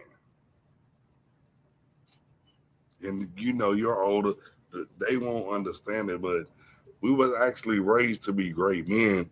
Now you can make mistakes or what have you. We was raised to go to college, graduate from high school, what have you. Use our gifts though. My father was one thing. If he seen that you had a talent in everything, he wanted to use that. Because it's a difference between a talent and a God-given gift. But when he paid attention to that, he wanted to work on that. But he wanted all his kids to do one thing: go to college. Now, just because you don't go to college doesn't mean now you got to work. Because you can't sit around, you can't be on some bullshit. Go to college, or you work your ass off, or you go to the military. So this was the problem with my brother. Was he's the most gifted artist I've ever met, but he kept on popping out kids. And I was a hot whore as well. Let's not get that twisted. But I was about to say, did you say you had 10 kids? No, I have 8. Okay, you have 8 by 5 women? No, 3. Okay, I'm throwing out numbers. My oldest child I'm 50. My oldest child is 33. Okay, but okay, here's what I want you to go forward with. People live their lives for themselves. It sounds like you're hurt that he didn't do what you think he should have did with his life, that he left a lot on the table, and it will happen. But the resentment that you feel towards him is not what's going to make him get better. It's not what's going to make him grab the rest of what life he might have and maybe move forward. That would be a fairy tale, but no, that's not the truth. Normally, that's what you would think with brothers and everything. No, my brother has did so much bullshit that I've gave passes and everything. Because the one thing, I don't like the fact that I don't like my brother no more and I don't love him. And I'm doing this online. I've done it before. Like, no, I don't fuck with him. I don't love him. Like I told y'all, he put his hands on my mama, so I don't give a fuck what y'all talking about. Well, hold on. When you said, what this guy Crispy Leg just wrote, he said, Williams doesn't listen to the full question. Yes, I do. Answer. I do. Not you prove it right in real time before he's done. That is crazy, sir. But guess what, though? But Melanie, Jesus, I'm you old. gotta respect William. You gotta respect. You gotta respect. I'm actually old. Look, I'm old like Tommy. Like Tommy. I know, but William, he's reading a rumble rap. You have to respect the money. But I'm gonna. Hey. Yeah, let Tommy 50, finish. baby. I'm 50, baby, and guess what? I don't give a shit. Okay, all right. But somebody's disrespecting me or what have you. Now, hey, who is disrespecting you? Now, Tommy, hold up. I have not disrespected you. I was trying to read this money that I was sent. Hey, look, and I told you I was wrong on that, but so let me read it. Punk ass niggas, what they talking about? Let me read it. If you don't give a look, hold on a second. If you at your job and your job is to lay down train tracks, and I can't stand trains, old punk ass train tracks, do you think I should go at your job to talk about some fuck these trains, nigga, while you trying to lay these tracks down? Or would you think that I should wait till you come home and then tell you fuck them trains? Yeah, no, I was wrong. So let me lay down these tracks. Let me lay down these tracks, sir. Williams says it doesn't seem like Crispy Leg said Williams doesn't listen to the full questions. He starts answering before you finish the question. Now, here's what I'm going to say in response to that. It does appear that way, and you did it in real time. It seems like what you're doing is I don't even know if it's the anger you have towards him, because you said it's the fairy tale and, you just don't deal with shit like this. You put his hands on your mom and stuff like that. But you also have to understand or even wonder, where did he even get the thought that putting his hands on your mom was okay? Two, if thou were that mad, and I don't know how many siblings you got, but he's still walking around, A, free, and B, breathing and don't need a wheelchair. So it couldn't have been that bad, whatever he did. Because I would believe if you put your hands on my mom, my other brothers would probably stomp him out. Two, he'd never come back around and we wouldn't care what he was doing. So we would never be arguing what's going on in his life. He would have nothing. We'd have nothing else to do with him. But it sounds like the way you talk, like there's still some either love that you have for him. Is something weird here, though. So Tommy, can I tell you the real truth, right? You done said this 4 times. You giving me the fake truth. No, it's all real. Yeah, so so you can give it to me. The difference truth. is you know, got a bounty, Tommy. Especially us with men, how we were raised and everything. The hardest part that you have to do is well, wait a minute. What's the hardest part? Damn. Lord, our parents. No, you did. You was right. You was right on time. You did it perfect. You did it perfect. Everybody know when I'm about to ask you a question like that, it's probably go time. William, they got you off. They got you off. And you didn't even have an orgasm. Thank you, T.M. Riley. I would love for y'all to go one for one if y'all could right now. What were your thoughts on what y'all just heard, for real? Yeah, I was gonna ask him before y'all kicked him. He said his brother always wanted to be a gang member. Are you calling us out just so you one know, by one, or want us he's to 10 chime minutes in the back. I apologize. Go ahead, guys. Yeah, how many minutes is he? He's 10 minutes in the back. Okay. Can y'all hear me? I wanted to ask him. He said his brother always wanted to be a gang member. So, and he said his brother had multiple baby mamas. So they chose to have babies by this reputed gang member, right? So what the onus on them? But he's still giving her and the other women. It's what the problem me, Blanche, CJ, and Brian were having. He's still giving them a pass. They all get a pass. I don't know why. Yes, you sound like that. So real quick for a moment, shout out to the person that brought in the bounty, Tronagy. We appreciate that. As well as the $50 ball from T.M. Riley. Fuck the trains, he says. And take a shot, Tommy. Yes. How much to get 20 minutes? 10 minutes is $20, I think. $20 to get 10 minutes. So you just divide whatever you give by 2 or multiply it by 0.5.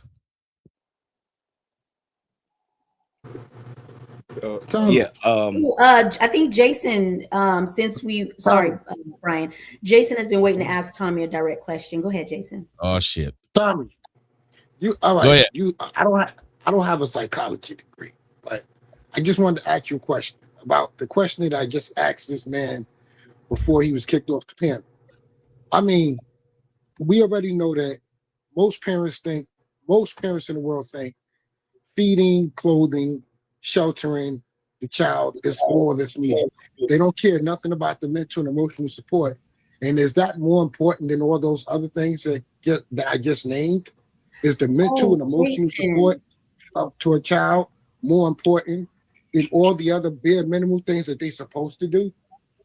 Go ahead, Melanie. You were gonna say something? Yes. So, Jason, before he answers you, William is permanently kicked off the panel for the evening. Kendall reacts to the $200 ball, and it says, "Keep William off the panel with the salute." God, dog. The world is very different now.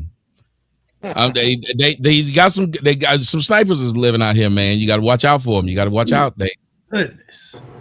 But I will say this: when we talking about what is most important, I think Brian and I can answer that one, being as it's like this. We both have like family members where we see some of them were raised in the weeds and they grew up a beautiful rose, and some of them was raised in a wonderful, beautiful, curated garden, and they grew up to be a piece of shit.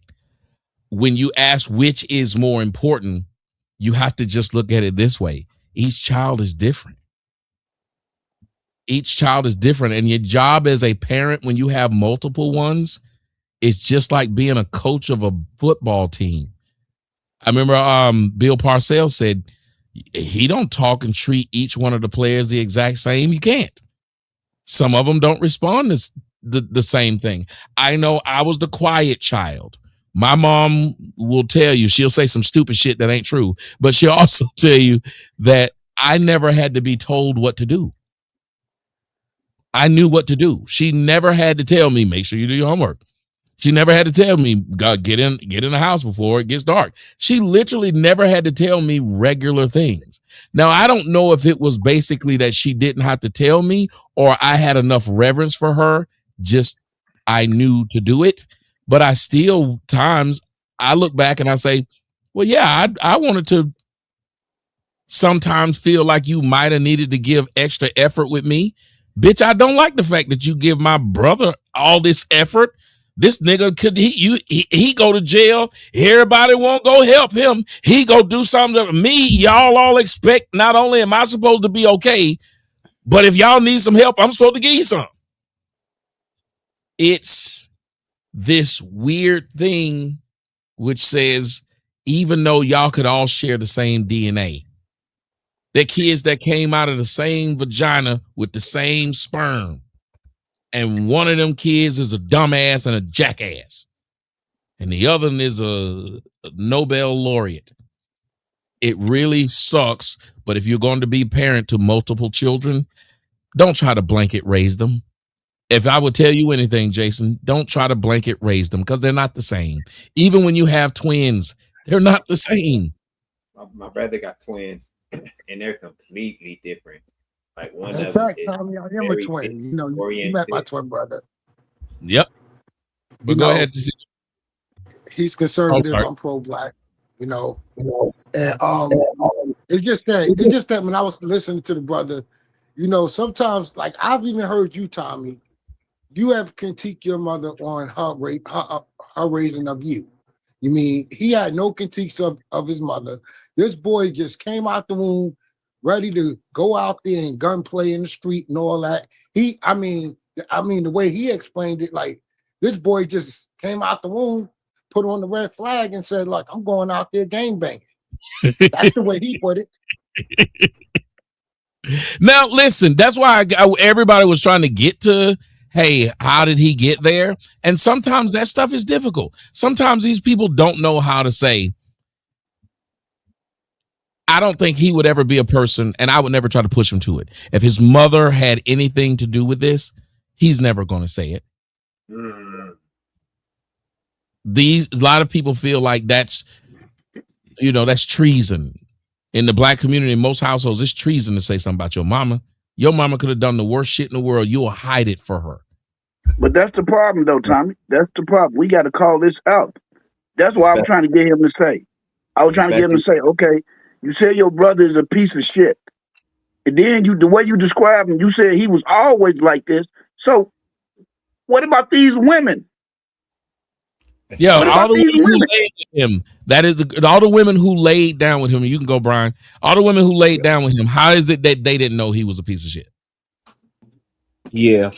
So the thing that he's doing, there's a movie called Annapolis, and in Annapolis, there's a scene where a guy says, "Hey, you're my Mississippi," and he was the guy who was performing the worst out of all of the guys that were at this Naval Academy, and he said, "You're Mississippi." So Mississippi is the poorest state in the country, and he said, "As long as I'm not Mississippi, then I know I'm going to be better than you." And he's treating his brother like that because there are a lot of parallels in his life that he has with his brother. He's not even acknowledging that. So it's easier for him to make himself feel good, to treat his brother and to call him a piece of shit. and to not call the women, not to call the mama, not to talk about the circumstances of his life at all. He wants to keep him his Mississippi, because if he don't, then he got to look at himself too. Because you talking about 8 kids, 3 baby mamas, 3 marriages. That ain't all just life circumstances. That's a lot of fuck ups too. And if his brother was to be here and to talk about him, I'm sure there would be some he's a piece of shit moments that he would have about him too. So it's like when you're that judgmental to just drop that type of shit on him, and you're absolving the women that's involved in this, and you're absolving the childhood and how he was raised. You can't do that and be righteous in what you're saying, because there's always 2 sides to the coin. My brother and my sister, we are all different. But I wouldn't go and say that my brother's a piece of shit because he's not doing what I'm doing, or I got to help him with this, or I got to do this for him, or I got to do this for my sister. If you're that judgmental on that, you like keeping him where he's at, because then it'll never be on you and what you've done and where you're at in your life, and your failures aren't the focus of who's the worst in the family. Well, at least tonight, the women cannot say that men did not hold Bill to ass. Pause. For the fellas up here acting up. And also, shout out to y'all with those Rumble rants coming in. We have Leviathan with the $5. Tommy, you need to mod up Kendall Reacts.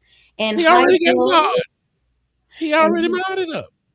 And Hydro 3120, $5 Rumble rant. That man doesn't process words. He just barks back noise. We appreciate you guys for being in the building. Oh, we also have another $400 for Kendall Reacts. He is not playing tonight. What up, Tommy? A little something for the show. Actually, that is going in the wrong direction, so excuse me, but I can say it again because it was absolutely awesome. Thank you for the $50 ball. Doing a great job. Oh, that's for me. Thank you. I appreciate it, Tommy. Continue, guys. Can I just say one thing? His niece got shot, and he immediately went to, it was his son, her brother. Like, he didn't take no responsibility for that girl getting shot while she was in his house. And I just thought that was crazy. No, I asked him, Blanche. I asked him what she. Remember, I asked him. Oh yeah, you did. My bad. You did ask him that. But he didn't. But I'm saying he just skipped over it. He just moved past like her getting shot wasn't a big deal. That's a huge. She got shot on your watch. So as bad as your brother is, she didn't get shot on his watch. She got shot. I remember. And when that happened, Blanche, I was down on my knees. I couldn't listen. Pause. Tommy, you talking about? I was wondering what I was like, is he checking? I thought you were gonna start, like, people were sending you stuff and you were going like through the packages and stuff. I was like, what is he doing over there? No, I dropped my whole drink on my leg when somebody said something. My whole drink on my leg. So I was trying to clean it up. And I was down here cleaning it up. And when he asked that question, he was like, so it happened on your watch. I did like how they did on South Park when they got ready to ask that man what was the word in nigger when he thought it was nigger, but it was naggers. I went. Because I couldn't believe he said, well, yeah, it happened under my watch, but, you know, like, that's a wild thing to happen under your watch, and we just move on. Crazy. It was the same. It sounded like you was talking to Taz, Tommy, from yesterday. I mean, Taz, I really had a question, but I didn't see the show yesterday, so I couldn't tell you. I was going to tell you to ask him what you know, the example I could give you, that mother and daughter that's going around the internet doing interviews about the mother knowing that her daughter's 13, selling her body on the street at 13 years old, and got videos on Twitter with her doing underage things to grown men. But I mean, yes, you're right. Y'all don't remember that? You should have said, Taz, what about that mother that's on Adam 22? Ryan, y'all don't remember that girl? Daughter. Yeah. Yes, remember her the mother and the daughter. Yep. Her daughter started at 11 years old doing that. Remember? Yes. With grown men. And she's fine with it because she's on that money. She's making money on the internet. She has not been prosecuted for sex trafficking her own daughter. Her daughter has not been prosecuted. I think she's only 16 at this rate. She was talking about how she couldn't do OnlyFans, so she sells her videos on Twitter, I think it is, or something. She said she send people, and the guy was like, "Well, ain't this child?" She was on that weird white dude show too. Yo, I wish you would have brought that up to Taz, man. I was like, damn, I ain't see that show last night. Because had I seen it on live, I think Tommy would have picked that out the comment section and asked Taz that. But Jason, to your point, sorry. I think sometimes on Tuesday we should probably start reviewing some of the debates you're doing with some people, because we tune in and I think sometimes we have a lot to say. At least key points would be cool. Yeah, and what I really want to start doing too is I want to have us have some shows where, like, if people from some of the shows we do, if people in the comment section want to challenge something we've said, because I was like, you know who would be fun to have up here tonight? Captain Cesario, when we was doing that first. And Cap would have went off on us. Hey, I was about to say, isn't that the last? Cap might have rage quit, but it was fun to have him on. Cap was hell on that one. So y'all said Cap would have told you that your daughter get shot, you don't get no pussy. That's what Cap would have told.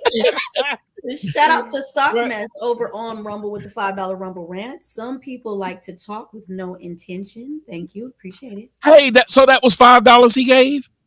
I wasn't. It looks like it's in a different. No, it's Bitcoin, different currency. Oh, okay. It says USD though. It said it equals in USD.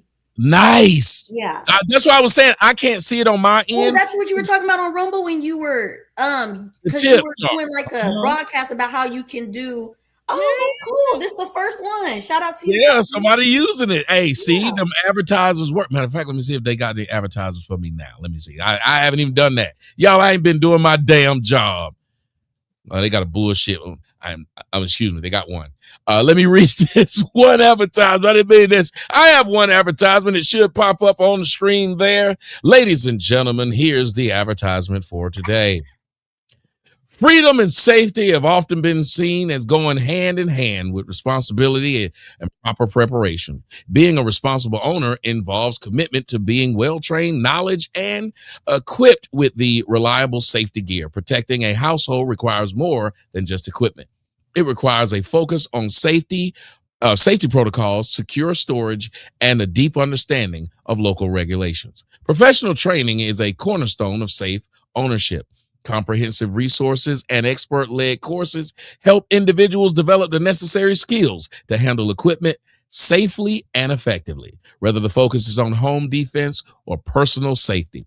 Personalized education tailored to specific needs ensures that safety standards are met. And joining a community that values ongoing education and rigorous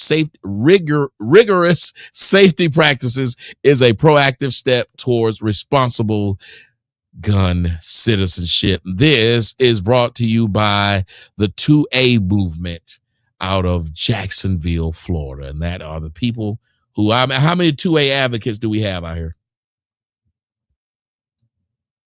Here we go. Y'all stay strapped up. This is from the United States Patriot. Stay strapped up, baby. Yeah, that's right. But only when you're talking about weapons. If you're not talking about weapons, if you're talking about sex, go raw. I'm in Chicago. It's hard for me to Tommy. The 2A in Chicago. I got to get up with Corey. I got to get up with Brian to help me get my. Hey, bro. We'll talk offline. But I gotta. You talking about get your concealed carry? Yeah, get my concealed carry in Chicago. Yep. I got a class coming up. We'll talk offline. All right. Hey, let me ask y'all something. Question: how many of y'all heard what's going on with Malcolm Jamal Warner and his wife and mom? I haven't heard of it. I was Really? interested about that when I saw it on the show. Yeah. His wife is suing the mom because the trust that he had was in the mom's name when he died. Oh yeah. Oh wow. And that let me think he ain't trust that bitch. He ain't trust his wife.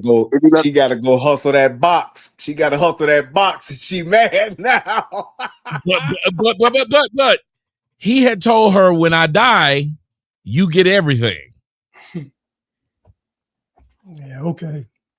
But again, trust he told the wife that. Yes, but trust and will. If you don't have trust or will, what you said don't matter. And we don't trust them. They lie to us all the time. So all is fair in love and war. Are you okay then with her getting nothing, even though she's the mother of his child? How old is the child? I think the age matters. If he has a seed. Yeah. Well, the age matter, but I think the child was a little child because that's the one he was on the island. He was out there in Costa Rica with, and he jumped in the water to try and help save her. So I think she's like 7. I'm okay with it. Yeah, that's a little complicated, Tommy, because he got to, we were just talking about man taking care of their seed, and he do got responsibility. But can his mama take care of the seed too? Right? If he living with the mama don't want to give him anything. Or maybe he should have left. He should have left enough for the kid, like however much it takes to raise a kid. Oh, not only that, I forgot one more thing.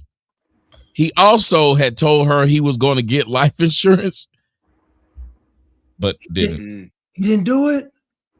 See. So I think he probably of course he didn't anticipate his untimely death, obviously, but I think he probably meant she gets everything because I'm quite sure he figured he would outlive his mother, and then if something happens to him after his mother, it would fall to her. But because he's died, earlier than that, then she's the person who's in charge of the trust. My girl who's a lawyer said something that made me. I said the same thing, and then she told me, she said, if he had enough wherewithal to have had that trust done back in 1996, then that means he would have had enough wherewithal to have it changed. Right. Yeah, and that's what I think that she's saying she thinks it might do it. Yes. How long were they married for? He didn't do that intentionally. How long were they married? He didn't do that intentionally. Yeah. How long were they married for? I think they had about 10 years in it. Yeah, he trust her. He didn't trust, but he didn't trust. Yeah, exactly. He didn't trust her to that degree because he's thinking by the time I would die, my daughter would be grown and hopefully married off or whatever the case may be. And then, yes, mama would probably be gone. And then, yes, she would get everything, which is probably why he said it.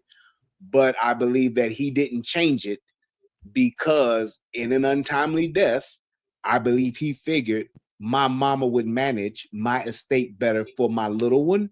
And he left it like that on purpose. Yep. Well, I got to ask you, Melanin, how would that make you feel as a woman who's with a man?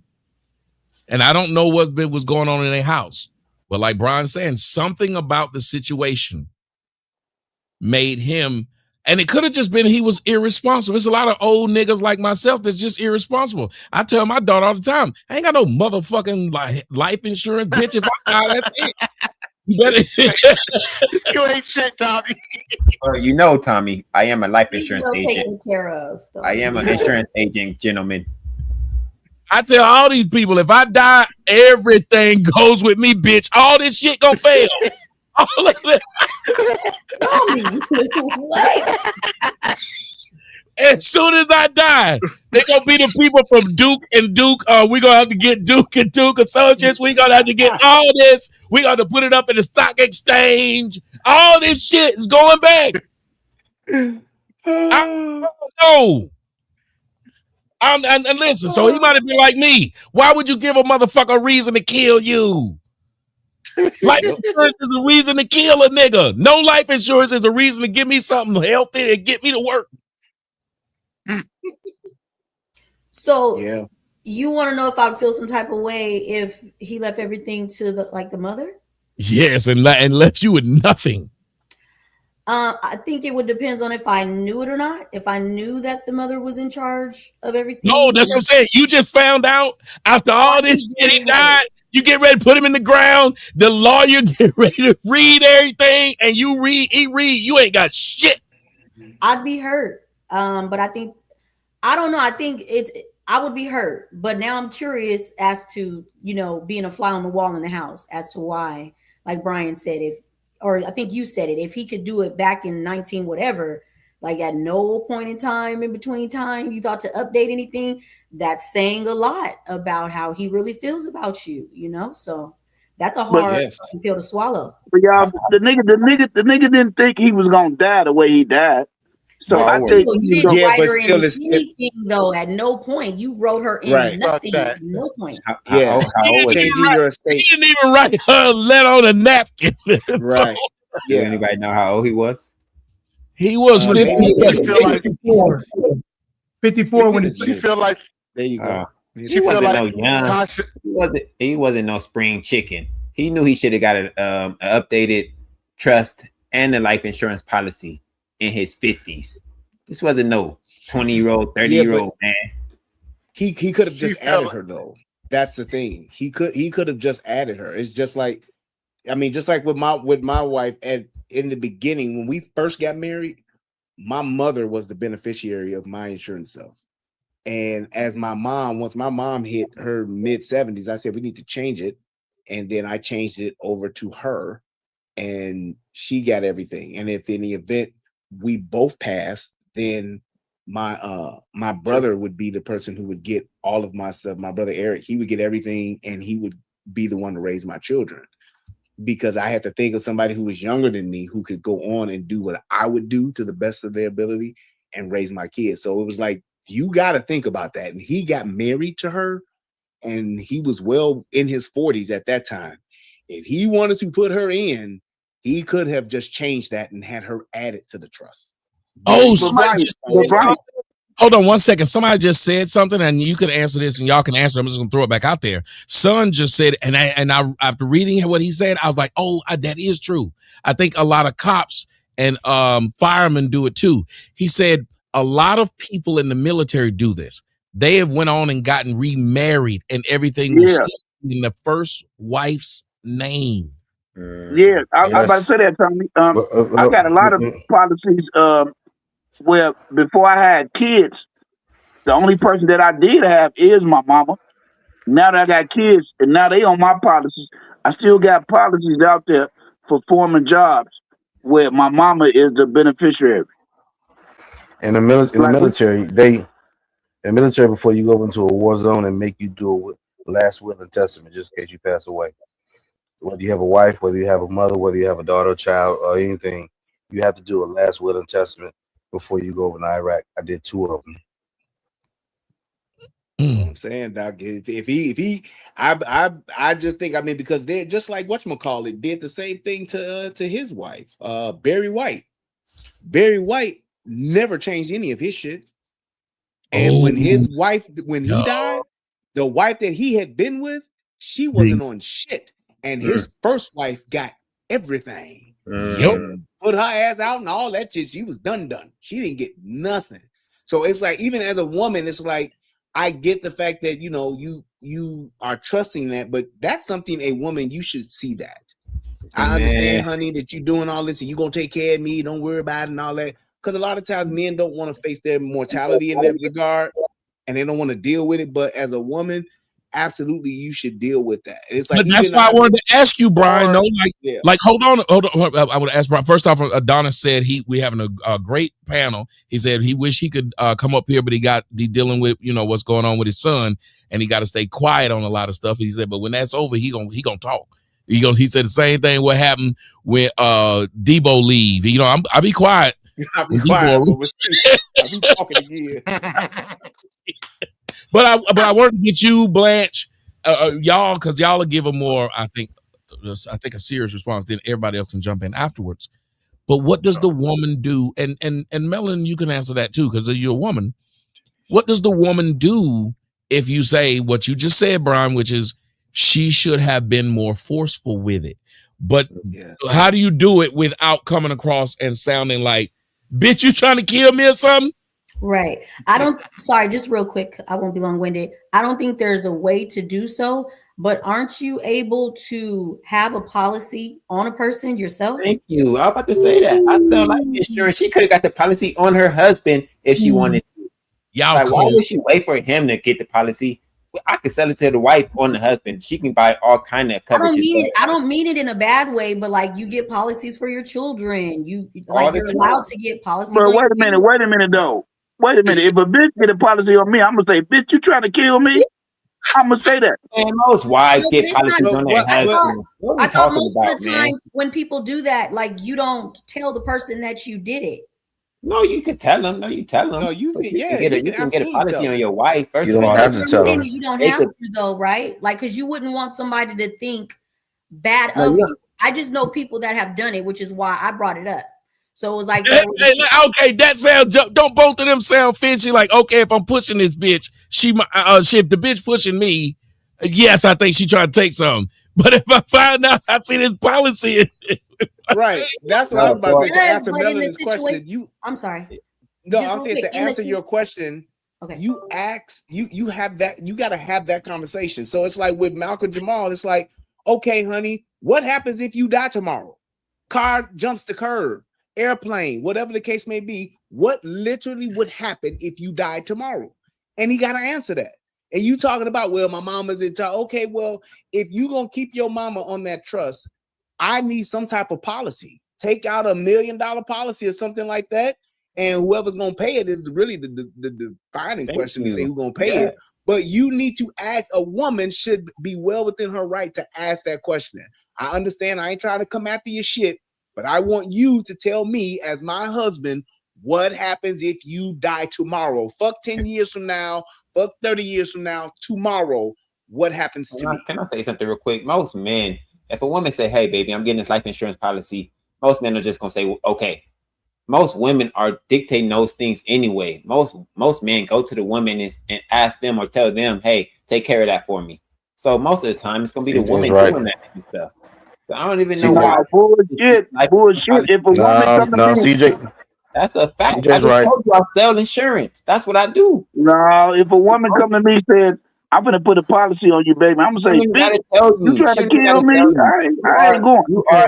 You are a person that can get a policy on. They can get a policy on their spouse without telling them.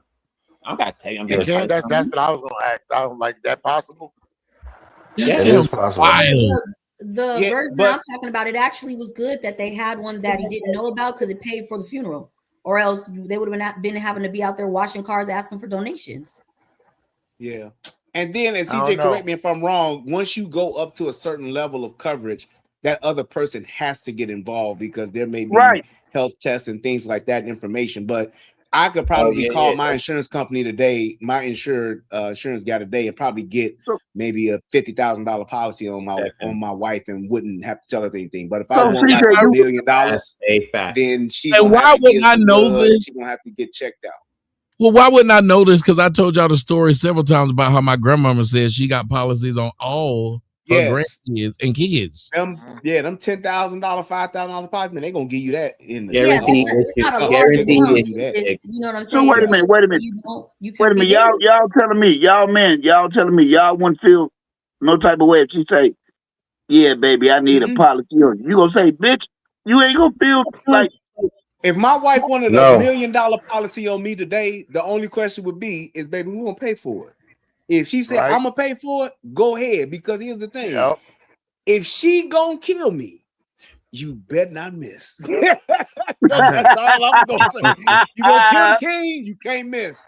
But I don't think that she would do that. But I'm just saying, if she wanted to do something like that, I mean, I can't stop that. I'm not gonna fight that. I'm not gonna fight that battle. I'm not gonna feel some kind of way about it because, like I said, I would want like my wife to be taken care of, my kids. Like she already knows the plan on what to do if I die tomorrow. If I died in my sleep and Jesus called me home, she knows what to do with the things that we have so that she would be able to maintain our lifestyle to a large degree. I know for a fact if my girl got a life insurance policy on me, that she would be taken care of because my daughter would kill her. Hey, Tommy, here you go. I would say she better be getting the life insurance policy on herself too. You better She not be just taken put care that of already. policy on me. There Better you get that go. policy on yourself too, bro. You sharing this policy. Because sticking around and sitting around, it's To a me, it seems handful of niggas that's gonna have a problem with her, and she gonna, Yes. you gonna have to spend that money quick, nigga. Yes, you better spend. Yes. She better get on the road as soon as they write her that check. Go ahead, Okay. Black. So I think this is a problem right here. They got married in 2022 and they signed a prenup. So according to the prenup, she's supposed to get $1 million plus. And then she also said he was supposed to give her $16,000 per anniversary. Damn. So she's asking for that $16,000 per anniversary money that she didn't get. Some, I guess, the promised salary of $5,000 a month for acting and as chief of staff, amounting to one. So I think the problem is that she's asking for a lot of stuff. Like he's supposed to pay her for the anniversary, pay her for the chief of staff, pay her from the prenup, and so she goes to the mother and try to handle it, privately. And mom was like, "No." She wouldn't get paid for an anniversary of her dead husband. That if there's a prenup, why would you even dispute her? That's crazy. Well, she's saying that since she didn't get all that, it should come out of the trust, right, Blanche?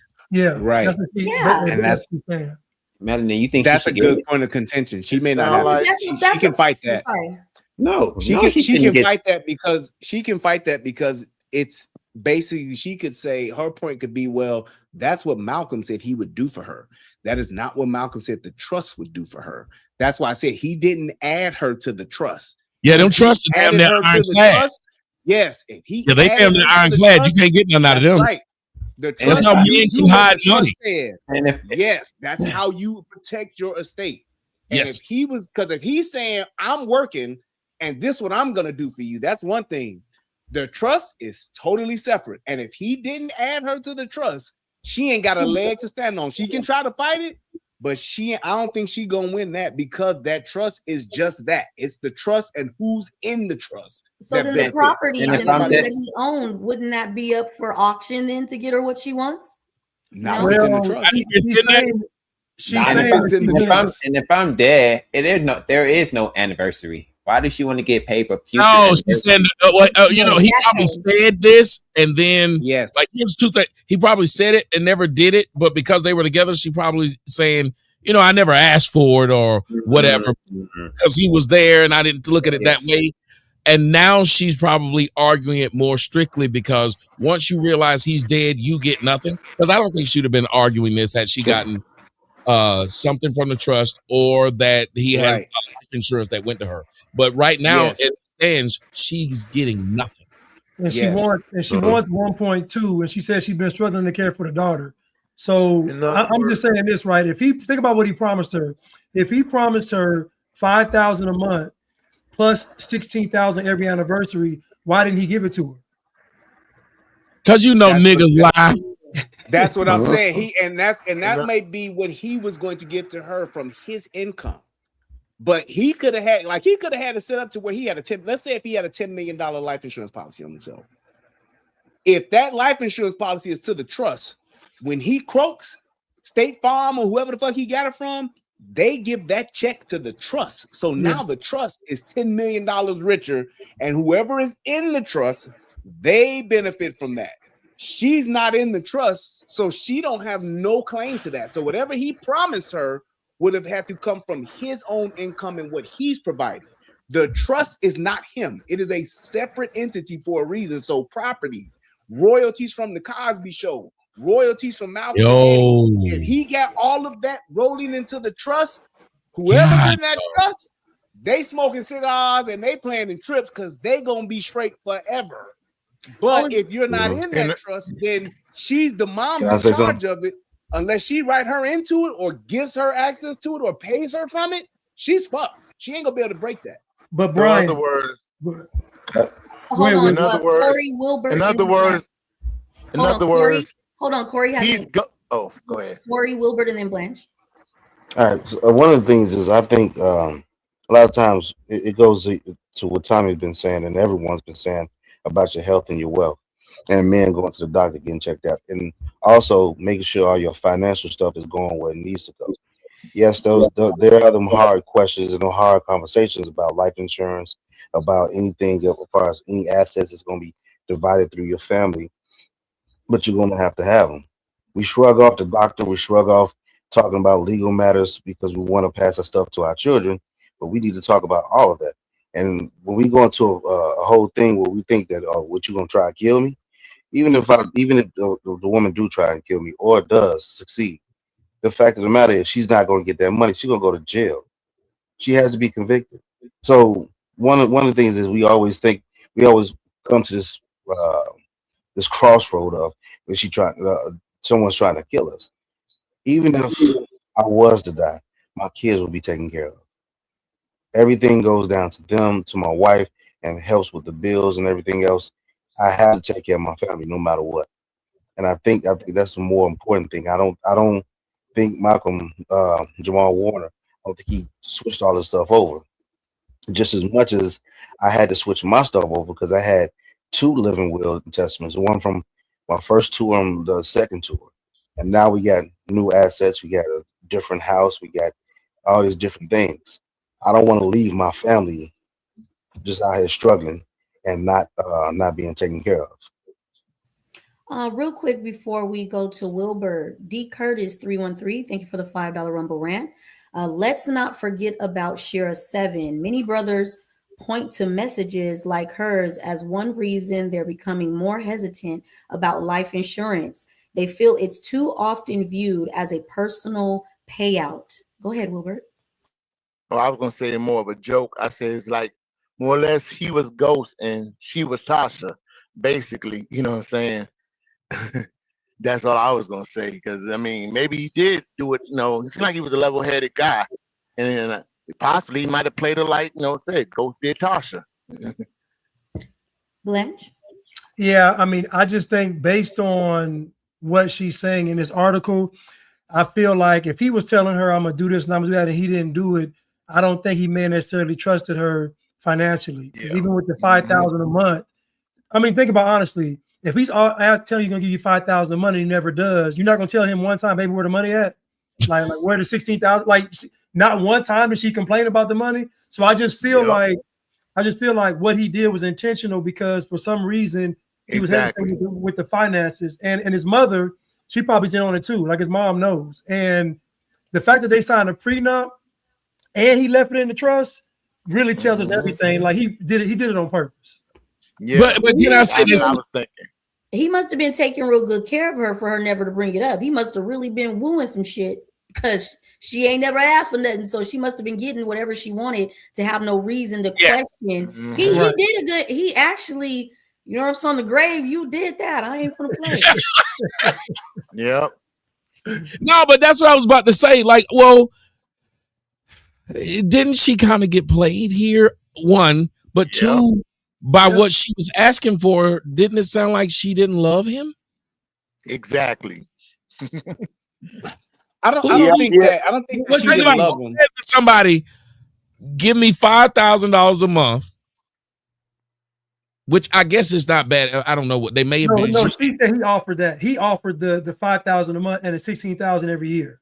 So maybe he offered that because he knew he couldn't get her without offering something. Because I mean, we typically start offering money to bitches we think don't want us, and it's just true. We think they don't want us by ourselves. It's the same reason. Say that.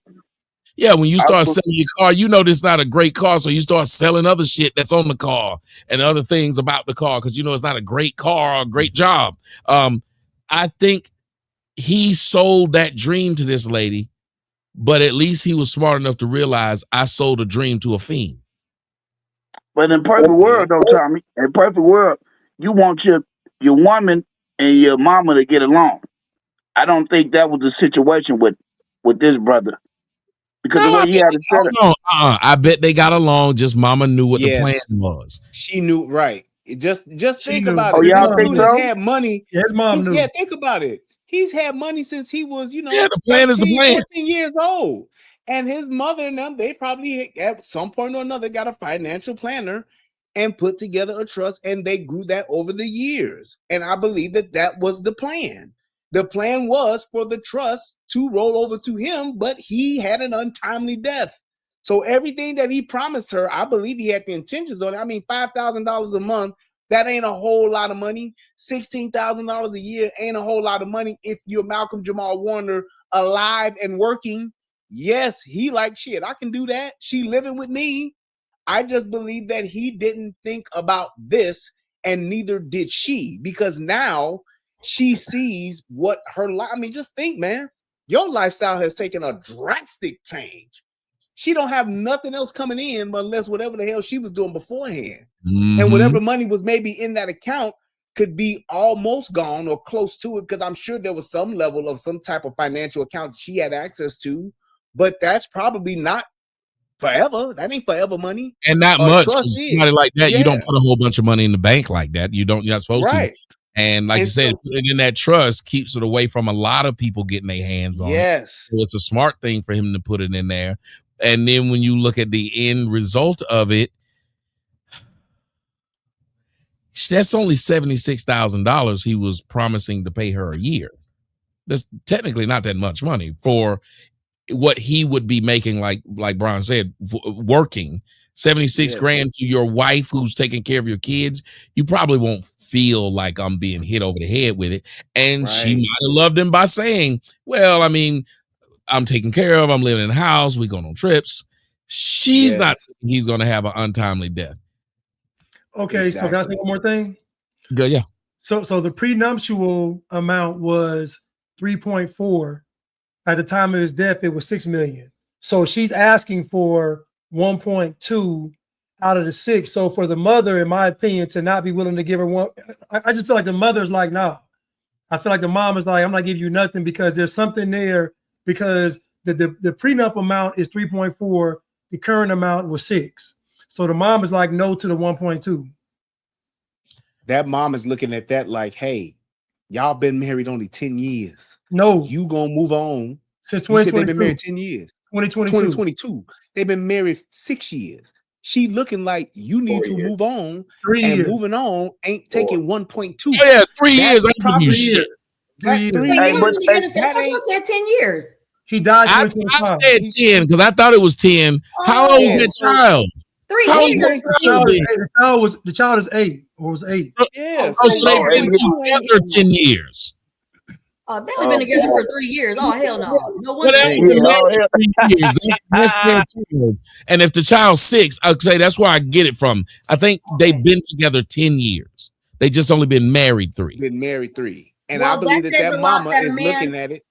But I always hear men say they know when they want to marry. It took him a while to get there. Shut up. Don't you be trying to ruin my house.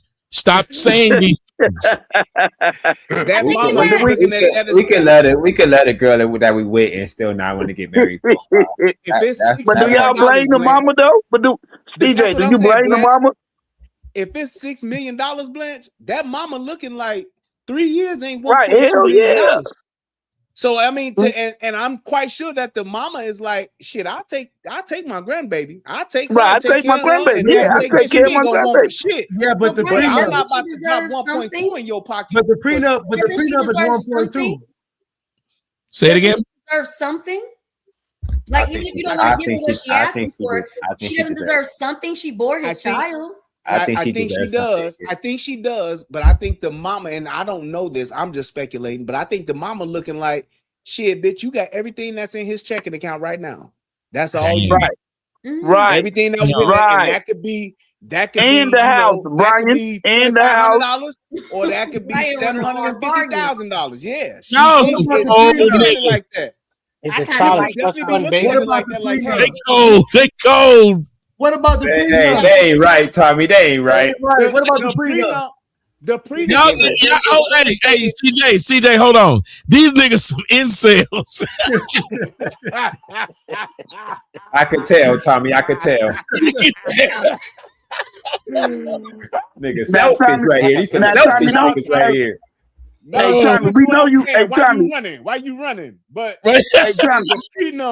the prenup, Blanche, is predicated on them divorcing, not him dying. Oh, that's what that prenup is predicated on. It's not about. Yeah, it's not about if we. It's about if we divorce. Brian. I'm still Go Malcolm ahead, Jamal, cook, Brian. You still wife, and we going our separate ways. Cook, Brian. Prenup is in play. I got you. Got him. The estate, But the nigga died though, Brian. He died. Got him. That's what I'm saying. So with that prenup, that's what that's predicated on. But if I die, the estate, bitch, you can't have that. It's a cold ass game, boy. You wasn't around when I was reading for Bill Cosby and shit like that. You wasn't around when I was getting drugged around by mama. All the motherfucking calls and shit I went on. So you don't get that. But you will get the prenup. Okay, Brian, one question. So if the estate, hold on, Beard. If the estate went from 3.4 to 6 while they were married, okay, my question is, what is she entitled to if he made the money when they were married? That's the thing. The only thing that she's going to be entitled to is what was stated in the prenup if they divorce. She didn't do her due diligence to get that part of if you die prematurely figured out. That's the problem. Because like you said, the trust, I'm quite sure it went from 3 million to 6 million because he probably had a policy that when he died, it went to the trust. She should have made sure that she had a policy on him to where she was the beneficiary if she died, as opposed to thinking, well, I'm straight with the prenup. You are if I'm still alive. She was concerned about we getting a divorce as opposed to if you croak ahead of time, nigga, what happens? That's the difference, and that's what she didn't figure out.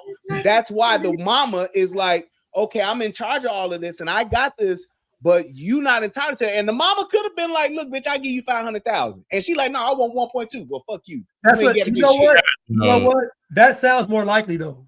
That's actually sounds more likely. I mean, because the mama, if the mama's in charge of the trust, she could write that check, but she can't go and change that trust because she can't contest the trust because that's exactly what the trust is for. If he got sued, if he ran somebody over, somebody could have sued him for everything he got, but they can't touch that trust. That's why people have trust. So it's like all of your things of true value should go into that. Like Tommy. Tommy's content should be in his fucking trust. Whoever's in his trust, that's what all that shit should be. Because it's like, motherfucker, 30 years from now, 40 years from now, motherfuckers may want to look at Tommy Sotomayor and who is in charge of that content would be the person that would be in charge of the trust. Right. Hey, look, Tommy gonna die. He ain't got nobody in his trust. He gonna give it to Mr. Williams. He gonna go to Mr. Williams because they looking like Bumper and Ball. Y'all must have ain't heard Tommy earlier what he said he was gonna do. I'm about to say, drop this nigga. Drop this nigga, Melanie. Drop this nigga, Melanie. For free now. You better watch it.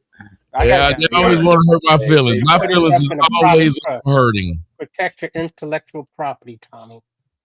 Listen, y'all, I know this is a cold game, like what y'all talking about, and it just seemed like she must be related to Lemony Snicket's. Because she had a series of unfortunate events. A series of unfortunate events that took place on her ass. You know, no money. All this went wrong. Everything went wrong. It went.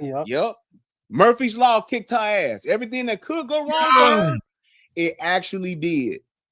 That's crazy. Actually did. Yup. It actually did, man. Because it's like she has no real recourse. Because even if she tries to contest it, she gonna be back and forth in court for so long, it really ain't gonna matter. What she should have did was try to ingratiate herself, and whatever money the mama was willing to give, she should have been like, hey, because I'm telling you, the thing she want to have happen now is she wants that mama to die. So Brian, you ever hit the roulette table? I played it once. Okay, anybody that hit the roulette table, I'm gonna give y'all an example because I love roulette. Got a stack of chips. Fuck it. I'm gonna make sure I'm gonna win something. So I'm gonna put a stack on black, a stack on red. I'm gonna put a stack on 11 because it's my favorite number. I'm gonna put one stack over here under the third at the bottom, one over the third over here, and one over the third right here. I can't lose. Something gonna win. Spin that bitch. And they spin it. Right. And they get on them double zeros. You done. The one thing you don't want is double zeros. It never hits the double zeros. No, everything on the table is gone. All the money they put on the table, gone. Unless the nigga bet on them double zeros, it's gone. All the money, and it's the ugliest thing to watch, to see them pull that thing out there and just pull all the chips off the table. Nobody won. Yep. Yeah. I can't That's gamble. what happened to her. I do it. Gambling pisses me off. As soon as you take $5 from me, I'm ready to quit. And you like me, Melon. And you like me, Melon. I hate to lose money. Yeah, I don't like that. It's You the didn't even give me nothing. At least when I'm shopping or something, like you giving me something, like you gonna snatch it off the table, right? Like it just feels like robbery. It when it happened to you, it really does. They done pull all the money off the table, and you didn't get nothing. You mean I put all this money on this table? I didn't get shit back. Yeah. Ooh, I'm surprised people don't shoot up casinos, to be perfectly honest. I'm really lost all that shit. Yeah. Seriously. That's just like me, right? I love I love Chicago Bears, and I've been doing the betting on the games, and every time this motherfucker Caleb Williams don't do what I say, I call him a faggot. I say faggot ass bitch. Oh, it ended like that? I thought he had something. I was waiting on the punchline too. The punchline. I bet you know they called it shit. We addicted to it. What is it called? Addiction. Gambling addiction. Yep. Yeah, we betting on the like FanDuel and all them fanatics. Yeah, I made sure I didn't do that because I do have I have a serious Juju said great story. I do have a gambling addiction, like a very bad one. I went out to Vegas a few times. I remember my freshman year in college when they would give you the money for school when I had an Pell Grant, the scholarship money, and I got it and they give you a check, but they were stupid for some odd reason to give you the money and let you then pay the school. So I said, well, during the time in which I have this check, I'm going to go play cards and I can win me some extra money and then pay my school. I lost the entire thing. Wow. Tommy, damn. Yeah. Yikes. Yeah, I do that with FanDuel. It's like I'll have a set amount and I'll be like, that's it. So them first maybe 4 to 6 weeks of FanDuel of the NFL, oh yeah, I'm hoping that parlay hit. But after that, once that money gone, that's what I'm talking about, Brian. That's why I never gamble. That's why I never gambled. I just don't. College football is but if you hit, safer bet, in my opinion. I was in Vegas one time, and that's why I was playing roulette. I had so many chips. You thought my last name was Lay's, nigga. I had that many chips just standing there. It was bitches all around. Motherfuckers was giving me hand jobs at the table. Like it was going down. And I just said, Frito Lay's. That was a good one. Frito Lay's. I got some more if you let me finish. So what happened was, so what happened was, I have such an addiction. I was $47,000 up. What you do? What happened? All went away. I then went and pulled money out the bank. Kept pulling money out the bank until I couldn't get it off this one card. Went and got on another one until you couldn't get it off. Then they told me about how you can use the card and they will advance you money. They're an advance machine. So I ended up losing $137.16 for the money that I had to get out of the thing. The banks refused to give me any more money. I would have kept going. The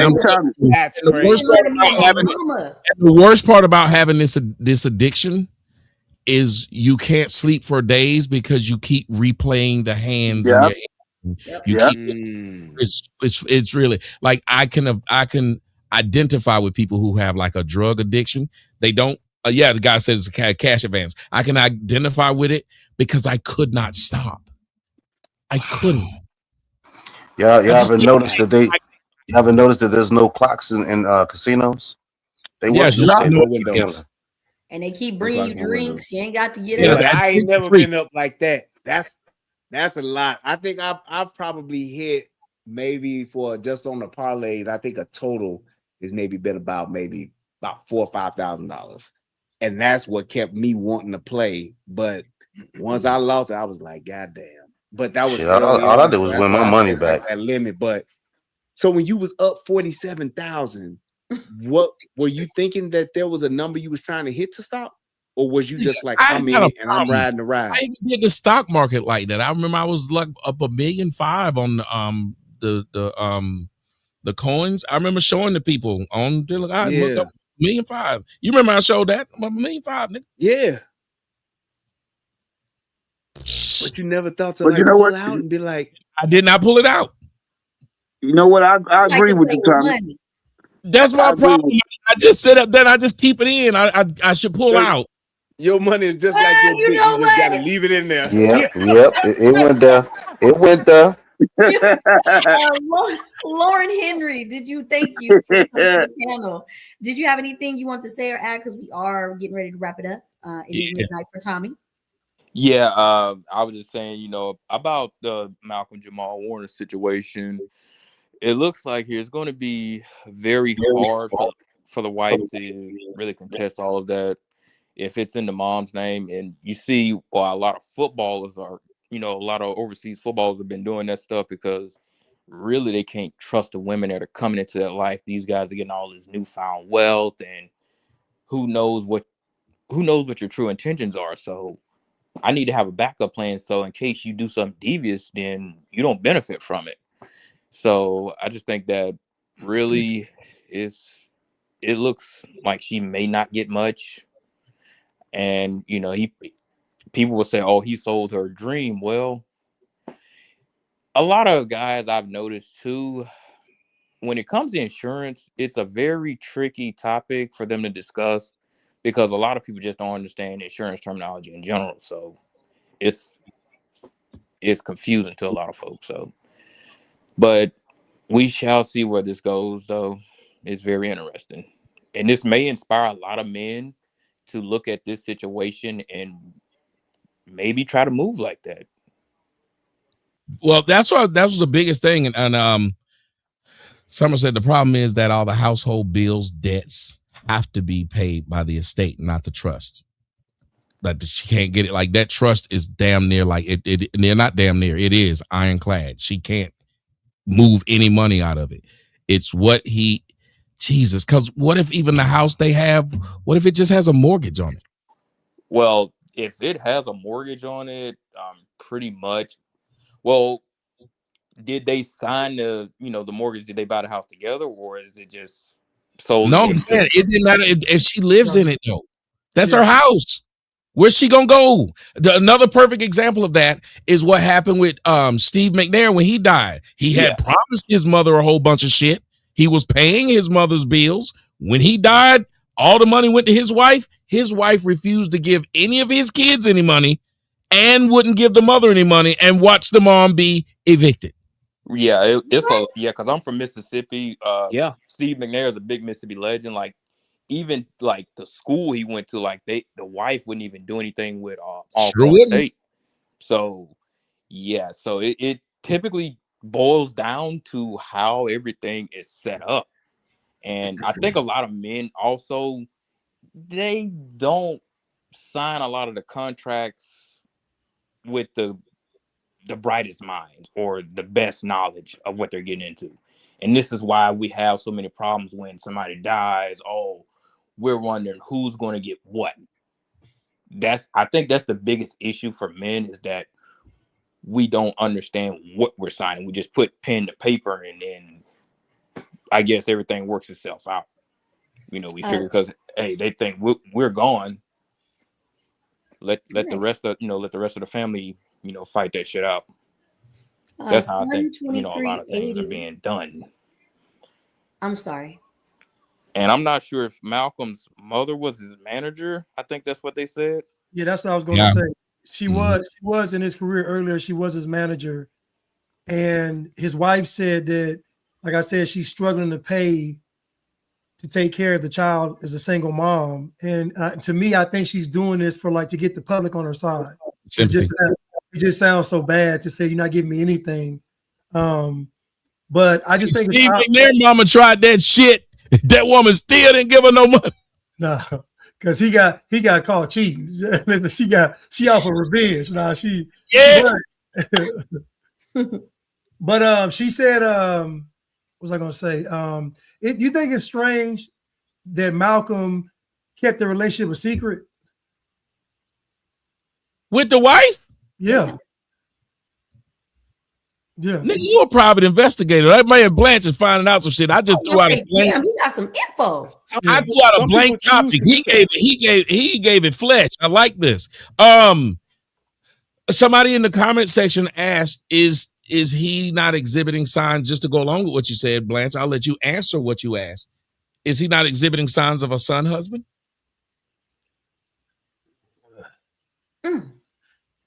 It kind of sounds like it, and I'm only saying that because when it was Regina King, public, the other girl that was on the Cosby Show that died in '98 from public, everything else was public. But when it came to her, it was private who his wife was and who his daughter was. It was private, and they had been together 2017. So you got to think, for 10 years, nobody knows who this other. I don't know. I think it's kind of odd. It's kind of strange. Sun 2380, thank you for the $10 Rumble rant. And you guys can answer this. He's saying it sounds like Malcolm married the mother of an oops baby. Why the trust is still in the mother's name? What do you guys think of that? I don't think so. I think that there was just a miss.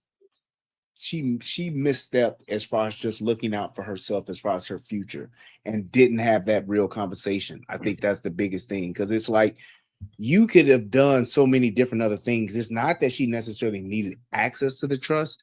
She just needed a financial plan for if he dies. And I don't think that they ever thought that would happen.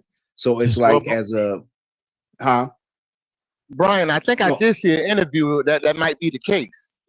I think I seen an interview on him. I don't know. I'm just saying this is what it looks like. But when you are in that situation and you don't protect yourself in that regard, all you need is one mishap and you pretty much are up shit's creek in that regard. That's where she's at, unfortunately. But it's like, for men, it's like estate planning is extremely important, because if it was me and I was a celebrity and I had money like that, I would set up a trust for my kids and my grandkids and all of that shit. But then I would take care of my wife separately and say, hey, this is what the children are going to get. This is what you get. You want the house, you want this amount of money. I'll set this up in a policy that goes to you, and you can take care of that and do it that way. Like, I think that's what they should have done. And I think that's the step that was missed. But I know a few people that got money, and that's what they did. They set that shit up. I mean, we're talking about, and a couple of people have remarried, and that's exactly what they did. No, she ain't touching shit that I got and I built for my kids. They get all of that. They get my company. They get all that stuff. But for her, she get a $5 million policy. Day I die in 7 days, State Farm gonna come see her and hand her this envelope. So she'll cry for about 7 days. But then after that, she gonna be happy, because she gonna have that $5 million, and she have that $5 million, and she can do whatever she want to do. If she want to buy a new house, get a smaller house, whatever, she can have that set up. I think that when it comes to that, that sense of thinking about, okay, let's have our affairs in order. A lot of, especially in the Black community, we don't think about doing that. We know so many people in our families, you try to get them to get insurance, that's like, oh no, we're not doing that, or I don't want to go through the process, because they just don't want to deal with it. And the very few people I think when you initially get them to just sit down and think about it, it scares them. So, and that's why we always seen, you know, when somebody dies, everybody's fighting over what's left, who's gonna get what. And I've had to deal with it myself. And my grandfather, I had a house back home, so he didn't have a will. So he died, and all of his children were gone. So it was left up to the remaining grandchildren. And then I had a cousin recently pass. So now his share goes to his wife, who was getting ready to divorce him. It just so happened he didn't sign the papers. She served him. He didn't want to sign the papers. And what ended up happening was his portion of what was left of the shares of the house, well, me and my cousin, we ended up selling it, had to go to the wife. She didn't want the wife to get anything because they were beefing. She was trying to get his ashes. And I'm like, I told her, you can't get his ashes. Technically, she's the wife still. She gets the last say so everything. He didn't divorce. They didn't divorce. Legally, she was still the wife. So whatever financially he was entitled to, she now gets. So that's the problem we have. A lot of people, we don't have our affairs in order, and people don't want to sit down to do the things that is necessary to have it, you know, in order so there was no confusion, there's no problems or who's going to get what, there's no fighting and bickering. So I think we need to have a deeper conversation moving forward of learning how assets and things work and just getting our shit together. If you rich or you broke, it's the same process. Get that shit figured out before you sign the marriage certificate. Not after the wedding is over. We'll talk about it. Nope. Before you sign the marriage certificate. And this is advice for women. Before you sign the marriage certificate, know what you all are going to have happen if one of y'all die. It makes sense. It's not a thing. It's just like how you got to go get tested for STDs and all of that shit before you get married. It should come along with the same thing and say, hey, if I die or if you die, I can remember someone at my church years ago, the husband died on the way to the church for the wedding. So he died in a car crash going to the church to get married. And they had to go to church to tell his wife to be, well, they were technically already married because the marriage certificate was signed, but they had to go tell her, your husband who you waiting for is not coming. He's dead. You never know what's going to happen. Have that kind of stuff already worked out before you sign that marriage certificate so that if it does, it's a one conversation, it's one and done. You ain't never got to worry about it. And if you got money, you rich as fuck, get your shit set up to where you got that trust and set up your wife to be, whether she your first or your third, set her up so that she's taken care of. So it's nothing to discuss. And the same thing for the husband. Make sure your wife set your ass up. If she check out for whatever reason, you getting something. Okay, y'all remember, Brian, do y'all remember? Let me say this part. Do y'all remember? Didn't that happen to Paul Pierce? Paul Pierce, the girl was trying to get married. It was either him or Kevin Garnett, but the girl was trying to get married, and Paul Pierce, he called it off because she wouldn't. Yes, he turned the wedding into Stephen Jackson. That was Stephen Jackson. Stephen Jackson. Yeah, thank you so much. Jackson, okay, yeah. He turned the wedding, the whole wedding, into just we having fun. So he told his friends, drink the bottles and shit, but I'm not marrying this bitch. Yep. He called it on off the wedding day. He's like, on he ain't wedding signed that day. prenup yet.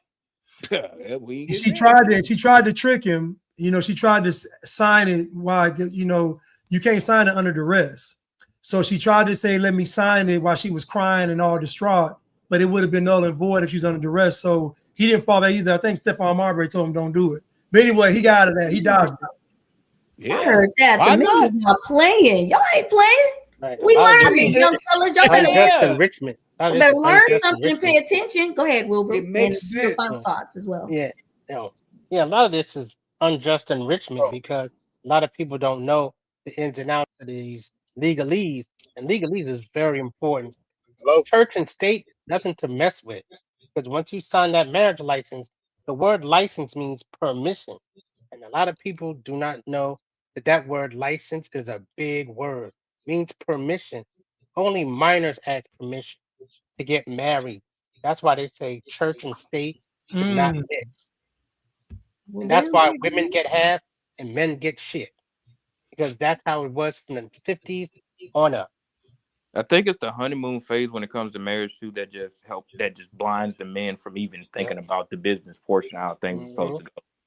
Yep. It's thinking all is gonna be good. Oh, I think I found the one. She's not gonna do this to me. How could she? Well, you always have to be on your P's and Q's, and you have to be prepared for anything. There's been plenty of men that have basically got cheated on while on their deathbed, and somehow they miraculously made it and found out the woman was just fucking them over left and right.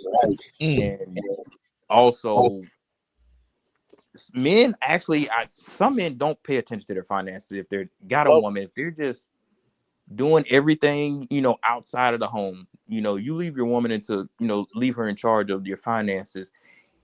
A lot of them don't know what's coming in or out. And a lot of people, because I also am an insurance agent, a lot of people don't know how your house insurance is really tied into your mortgage too.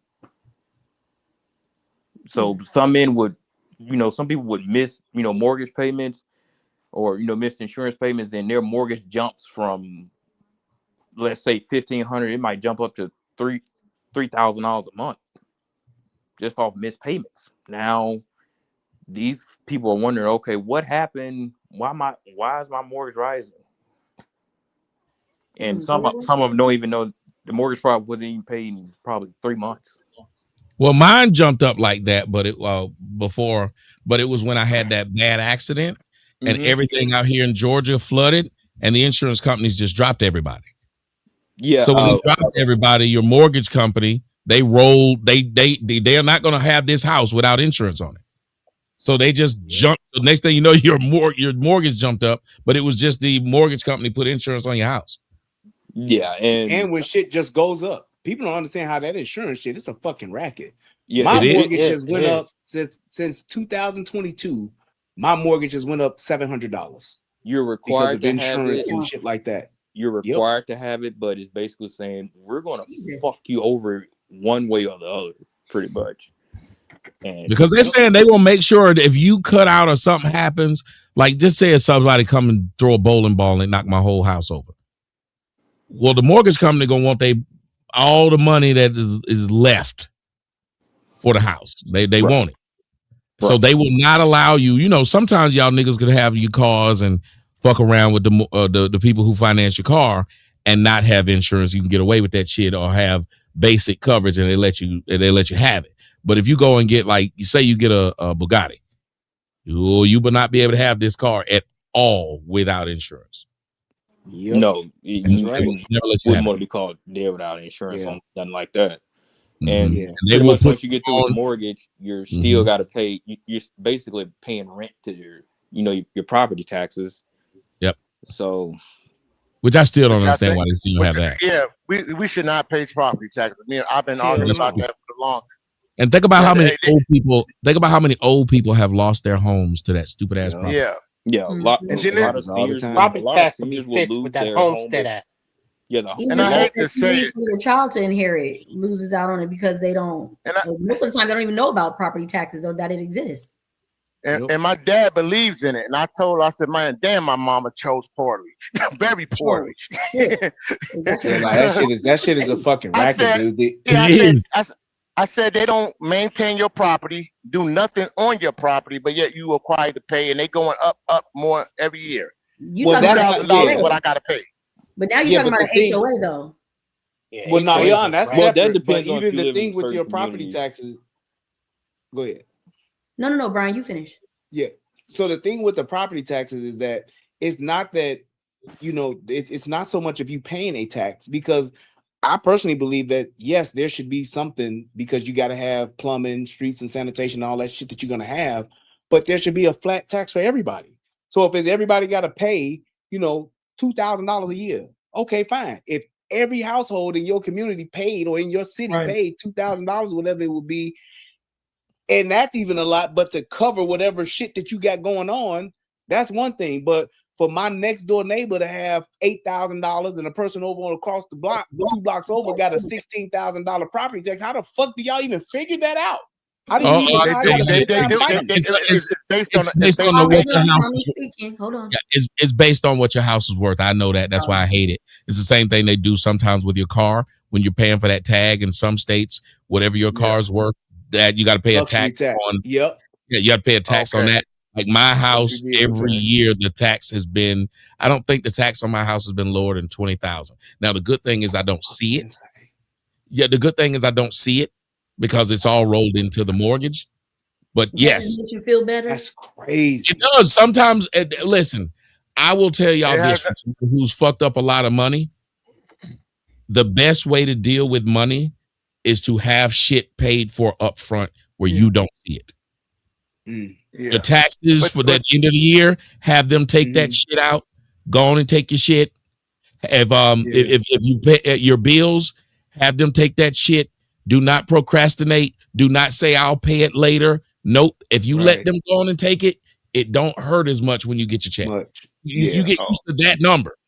Yeah. If you just wait till the end of the year, you don't know how to handle it. Go ahead, Wilbert. Sorry, Lauren. Just Tommy has nothing to do with the amount of yards that you're living on, neither. That has nothing to do with it. Oh, you mean your acreage? Acres. Yeah, that's what I'm saying. That has a lot. Noise. You act like motherfucking Emmett Smith and shit out there. Yeah, my bad. You know I'll be effing up words. Hey, yo. Tommy, I'm just what you said, bro. Does that have anything to do with it? No, your acreage, all of that will go into like what it's worth. Yeah, the value. Yeah. Okay. Yeah, it's the value of all of it. And so like they're looking at it as if you sold your house today, what would you get? We taxing you on that. So whatever your county tax is, your tax code, that's why you need to know who your tax commissioner is. That bitch send you a letter. My name is, the bitch name is Catherine Harris. The reason I know because I keep reading your fucking shit. You read it at the end of the year and you read it, and it is sad to watch it because they have it broken down like month. Yes. It's how much every month you would have owed on that, and it will fluctuate because your house might have been worth this month. And that's where the bullshit comes in. Yeah. Like how the fuck do y'all decide that my house is now worth this amount of money when the market says it's this amount? So now I got to go to fucking down to the tax office to fight you motherfuckers on this shit and deal with fucking assessing, getting motherfuckers to come by and do an assessment on this. It's like that shit is fucking insane, bro. The fact that they're able to do that and it's like ain't shit you can do about it because what the number is at the end of the day is what the number is. And Brian, when you fight no damn house, I'll tell you that. And Brian, when you fight them, you can make it go up or they can make it go extremely down. Extremely down, like it ain't worth shit. So because I'm sorry, Lauren, go ahead because I skipped you last one. Go ahead. I can say I got extremely lucky when I sold my grandfather's house when it came down to like the taxes and stuff. They really didn't know because hell, I was lucky that where the house was, they don't keep up with shit because it's just a poor ass county. Because I moved to Arizona, so I had to handle business all the way out from the West Coast back down south. But luckily, it wasn't that much. They really didn't send notices or anything to me or my cousins about the taxes and everything. So pretty much we got lucky on that. So we sold it pretty much easy and got what we could for it.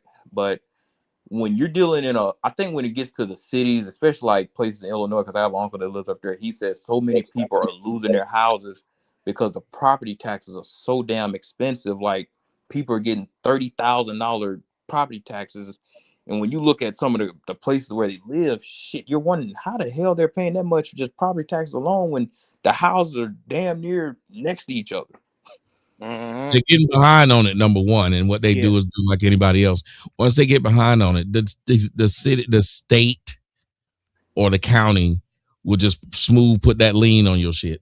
Yeah, and I think that's why they recoup houses and stuff. And, just take it from the people. It's just a fucking. I think that's one of the biggest corrupt issues it is. Especially a lot of liberals. They make the American dream not really like it's so far. Like it. Yeah, it's so far off. It's not it's like, and you hear what Melanie said. She said, listeners talking about it make you say, why the fuck would I own a house? Well, if you got to look at it, the majority of people in the United States don't. Yeah, that's why more It people doesn't are sound turning too to damn want to rent. enticing. But can you guys explain to me quickly before we get out of here? Because I hear people, well, not a lot, but people will like bury their people on the property. I haven't heard Some that. people Speak on that. And they say they give you a tax break. Yeah. You may not have that's a loop to get away from paying tax. Right. Yeah, Another loop is the Homestead Act. Or Another you thing can is the have Homestead animals Act. on, like you can get chickens, and you can change the amount of your property taxes because you essentially got like a farm almost. So you got And it animals can on never your be demolition, property, moved, or and you anything, can right? get shit. Well, you can get certain shit, but if you do move, you can move, but it's always going to be there unless you exhume the bodies and take them with you.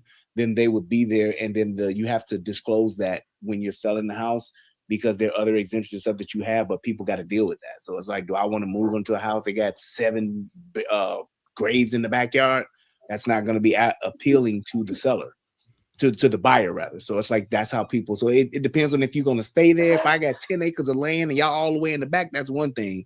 But if I'm on a quarter or a half an acre and I can look out the back window and see fucking 4 headstones, and that's totally fucking different. I ain't gonna want to do that. But most people that do it don't sell.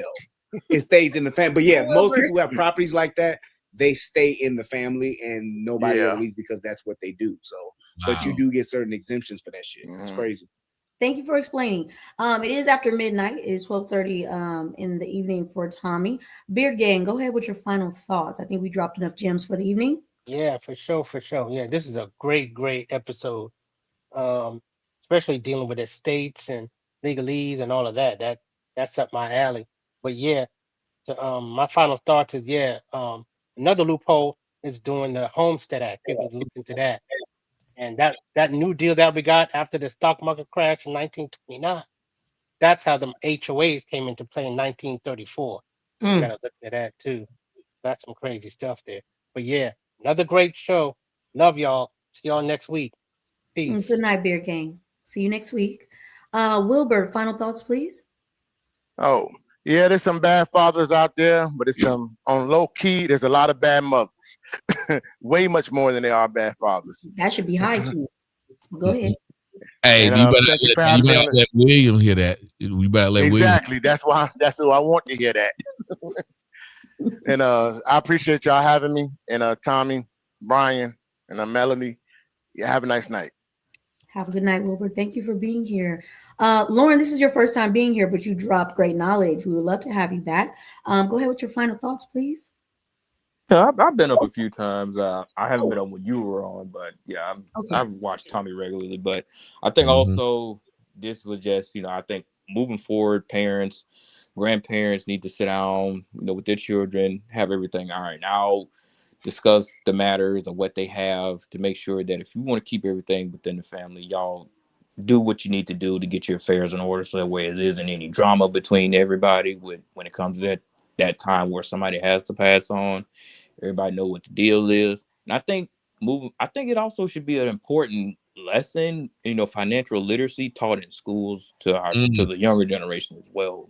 I think they need to really educate these kids on just simple matters. You'll be surprised how many people know how to fill out their own W-2 forms. So I think that is one of the lessons I feel that could be taught, especially to younger kids move on. Wonderful. Thank you for being here. We appreciate you. We'll be here every Tuesday, so definitely come back. Have a wonderful night. And the royal penis is clean, Your Highness. You guys have been awesome. Blanche, tell them where they can find you. You can find me on all platforms at He Is Blanchard on YouTube, Instagram, Twitter, Free Blanche on Rumble and TikTok. Brian? You can find me on YouTube at Brian's Brain Podcast. You can find me also on Rumble at Brian's Brain Podcast as well. And thank you for having me as always, brother. I appreciate you and love you guys. Melvin, you're doing a great job. My final thought would be estate planning. It's something we don't know about, but it's not very difficult to do. Whole life policies when your children are very young, they're very cheap, and it can help them when it comes to them becoming adults and getting in college. If you got money, get a trust. Period. Point blank. Get your trust and get some insurance. It's a few dollars a month, and especially if you can't afford a whole life policy now today, go ahead and get a term policy, because 10 years, it seems like it ain't a long time, but a lot can happen in 10 years. And you don't want to leave your loved ones with the burden of even having to bury you, or leaving your loved ones high and dry with nothing when you pass away. Give them something. It's not expensive. It's not as expensive as you think it would be to just get a simple term life policy for $50,000, $100,000. They're giving them away. You just got to make sure you pay them. When you get them on auto pay so that you don't miss. And if you get a reputable insurance company, they pay out, and that's why I got State Farm, because they ain't asking no questions. They ain't doing no investigation. They ain't looking for no loopholes. They dropping that check in 7 days, guaranteed. And can't you, I don't know much about them, but the term life, can't you like borrow money against it after a while? Like if you just needed some money, you can. Once you get so much against it, with the whole life, you can. And the whole life, when you get a whole life policy on your newborn, $25,000. And by the time they get grown, they can actually borrow against that for college, whatever the case may be. Once you get that money rolled into it, and even once you have, and if you got a trust and you got $1 million policy on yourself that goes into your trust, you can borrow off of that if you got that kind of stuff set. It's just a matter of getting it set up, and you get the keys to a lot of different things when it comes to borrowing money, spending money, and things like that you don't always have to go to the bank to do. So just look into it if you don't know. Don't take my word for it. Look into it. And Blanche, did you have a final thought? Yeah, I would just say the Bible says that, my people perish for lack of knowledge. And I think that that's probably the main issue, is folks just don't know. And a lot of folks got too much pride and want to learn. Last week, I said, my mom put me in the dark. And Tommy was like, that's abuse. I said, abuse? It never dawned on me that was abuse. And I was like, well, I've been thinking about it all week, like, dang, that might have been abuse, because y'all been thinking about all this stuff. And so I like them on this show because I hear different perspectives and people challenge, things that I thought. And even when I said my mom cried to my uncle, they was like, she should have been crying to you, and it's just like a lot of stuff that I, kept for so many years. And so I love being challenged, mentally. I love learning about all this stuff, even, life insurance, property taxes, all of this stuff. And so I think it's just a hidden gem. This show really, truly is just awesome in my opinion. But thank y'all for challenging me, though. That's what I wanted to say. Thank you, brother. And I'm gonna say this, and I'm gonna leave it in your hands, Melanin. To piggyback off of what he said, my last thoughts is just that. The last part of what we were talking about kind of hit home with me. I know I make jokes about the life insurance and shit like that, but I was like, just to watch this happen to this man and know it's happened to a lot of men, women, or whatnot, because there's no real bad guy in this story. If you think about it, I mean, the wife was still his wife. The mom was doing what she felt she needed to do because that was what he signed for. And it's just, we don't think, I'm sure he thought like I think at 50, at 56, I'm going to be here forever. And then you're not. And the people are left with it. I don't want nobody to have to set up no damn GoFundMe to have to bury me or nobody in my family. But it's come to a point where people have said, well, with the advent of GoFundMe, I don't have to take care of myself. I don't have to take care of my family. They'll just put up a GoFundMe. Everybody's okay with that now. People who have money, when the brother said earlier, he said the wife or the husband don't even know what's going in or what's coming out of the bank. How many of y'all actually sit down and talk to the person you with and say, here's how much I have coming in every month? Most of us won't even give the person we're in a relationship with our PIN number. So that's what got me today. I said, but damn, All it takes is one, the guy up the street from me, the one who didn't want to go with me when I went over my neighbor's house to look at his chickens and goats and stuff. He was mad because they liked talking to me. Somebody hit his mailbox. He blamed it on me. He did. He said, yeah, I did it. I knew somebody who did it, but he didn't tell me. He told his wife. I drove up in the parking lot and because I said, oh, hey, what happened to y'all? So she said he didn't tell you. He didn't want to bother you with it, but he thought you did. And I was like, what? And then 4 days later, he was dead. You know what that tell you? Stop blaming me for shit I didn't do. But not. But it's not funny. But he dead. He had a wreck on a motorcycle. And what's scary is, yes. And what's scary is when you come to my house, every time you drive past their house, he's 2 houses front down from me. The motorcycle is still in the driveway. Still in the driveway. Now, I know this must be a strong woman. I guess I couldn't look at a motorcycle. My husband had died, and they got 2 college-age kids. And all I kept thinking was, I was just mad at this nigga 4 days ago for not talking to me. Somebody pulled out in front of him. Dead. And I guarantee you he didn't think that's how he was going to die. But then who thinks they're going to die anyway? Most of us think, unless we got term illness, we already making plans for what we're going to do. I'm already telling y'all what the fuck I'm going to be doing for Avengers Doomsday. I'm up there watching the clock. Nigga, your doomsday might be tomorrow. That's what got me tonight. Melanin? Shout out to y'all. Here and beyond the grave, okay? Because y'all tearing some bitches up while you ain't even here no more. So I like how we is not playing no more, okay? Come correct, ladies. Come correct. Or goddamn it, if you didn't listen tonight, you might be one of them. There was so much knowledge. There was so much laughter. And even a moment of mental confusion, we were able to bring it back and drop excellent gems. So to the young men out there, if you take nothing from this and do no research or try to go look for any information, you don't want it, because it was definitely presented here tonight. Shout out to y'all over there on Rumble. Y'all definitely lit it up tonight. So we definitely appreciate that. Well done. Everybody over here on YouTube as well. Thank you for the super chats and all of the engagement. I am Melanin Legacy. You can find me on YouTube, Instagram, and TikTok. As always, Brian, Blanche, Tommy, I appreciate being here.